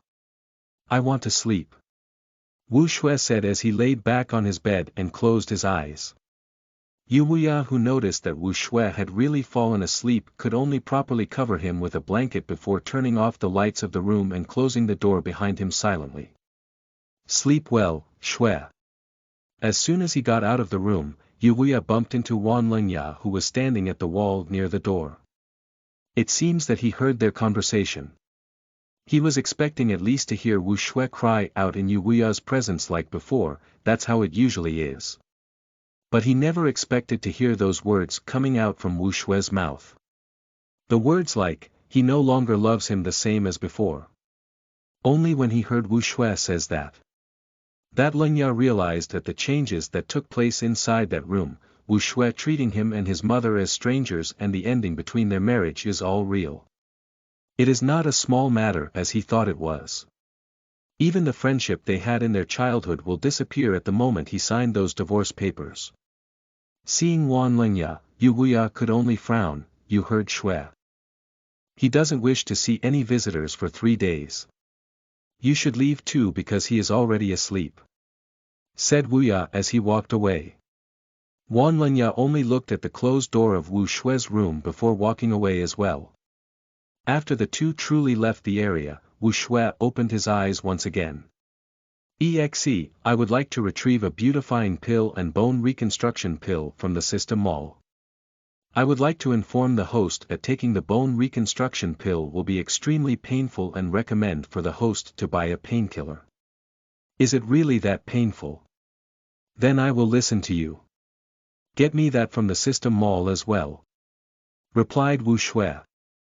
"Host, you are still able to retrieve 2 items in the System Mall for this world. Redeemed items. 3rd tier beautifying pill, 1, bone construction pill, 1, and anesthetic pill, 1. Wu Shui just nodded his head in agreement. 3 pills appeared on his hands. These are the pills he ordered from the System Mall. So, he took it without problems. According to this body's memories, it seems that he didn't hate Lenya for abandoning him. He was only sad that the person he loves didn't choose him. It should be okay to punish only the Black Lotus, said Wu Shui. According to the world plot, as long as the two protagonists didn't end up being together, then it will be considered complete. It will be the host's choice whether he wants to kill or spare anyone. Wu Shui's wish is only to find someone that loves only him. His dream is so simple but the hardest to achieve. In the end, as long as they don't end up together, then I can complete my task, but I still want to kill that Black Lotus, replied Wu Shui. As Wu Shui planned, no one else had visited him for 1 whole week. Within those days he summoned his family lawyer to prepare a few things for him, who in the end decided to leave the clan like him and serve as his confidant. First is the divorce between him and Wan Lenya. Second is about his inheritance, and lastly is that he officially asked to remove his name under the Wu clan's genealogy, which his clan elders long wanted. Everything was processed according to his wishes. After a week the following news were announced online. Wu Shui's divorce, inheritance, and renounced by Wu clan to be removed from their clan's family tree. On the promised day, Wu Shui officially changed his name to He Shui. After paying his hospital bill, he finished his preparation for departure. Only the lawyer he hired was left there with him in the hospital room. Respectfully treating him as his master, after all this person sworn his services under his wing, when he left the Wu clan. The signed divorce papers were left in his caring for his well-being. He Yu is someone from his maternal family clan. He is someone who serves the people of He. He works for Wu clan only because of Wu Shui. Now that He Shui left Wu clan, He Yu no longer has any plans on staying in that two-faced clan and dedicate himself to serving his prince. He Shui's deceased father was from Wu clan and a direct descendant as well. This is the reason why the Wu clan treated him as a prince despite being an orphan. His mother is surnamed He. The lawyer, He Yu, is someone who used to serve his mother before she and his father died in a plane crash. After the Wu clan had removed his name in Wu clan's genealogical records, Shui chose to follow his mother's name, which is why he was renamed as He Shui. The moment He Shui was kicked out of Wu clan, He Yu also left the said clan. His master had already left, what is the use of him staying in such a disgusting clan? He Yu, I'll leave the things here for you to handle. After a few years I might return, until then everything, even the company, will be in your care, said He Shui. In this life, He Shui once again rebuilt Wonderland, but this time it didn't focus on technology but music instruments of all times. From zither to western piano, everything can be found in their company. This company was made by He Yu secretly under the original Wu Shui's orders. He Shui will be leaving the country to finalize a contract to an outside corporation who wishes to go under their management. The reason why he is leaving the country for years is to return home to where his mother's remains reside, and the only one who knew about it is his lawyer and currently the CEO of Wonderland. He Yu. Master, I couldn't believe that you are able to cure your hands by yourself. He Yu said as he stared at his master's hands fully healed except for a few scars left by the surgery. He stares at his master's divine beauty reverently. Just because others can't do it, doesn't mean I can. I need to go now, else I'll be late for my flight, replied He Shui. He Shui, the moment he changes his name, everything of his changed. His originally light ash blonde hair, which was dyed to follow his father's blood, was removed. His hair was originally obsidian in color. The fake glasses he used to cover up his celestial blue eyes were now gone, as he no longer needed to hide his emotions that he couldn't control, at which he now has full control. The gentle Fa.Ade he had before long disappeared. There is only a playful little devil that is present as he throws away his former identity. As if a snow which is covered with thick mist, no one else could uncover its real face, but when the mist resided and the darkness hidden within it can be the only thing could be seen. They will notice that even the snow can turn black within the night without anything to light it up. He Shui waited outside the hospital seated at the empty bench waiting for his chauffeur to arrive.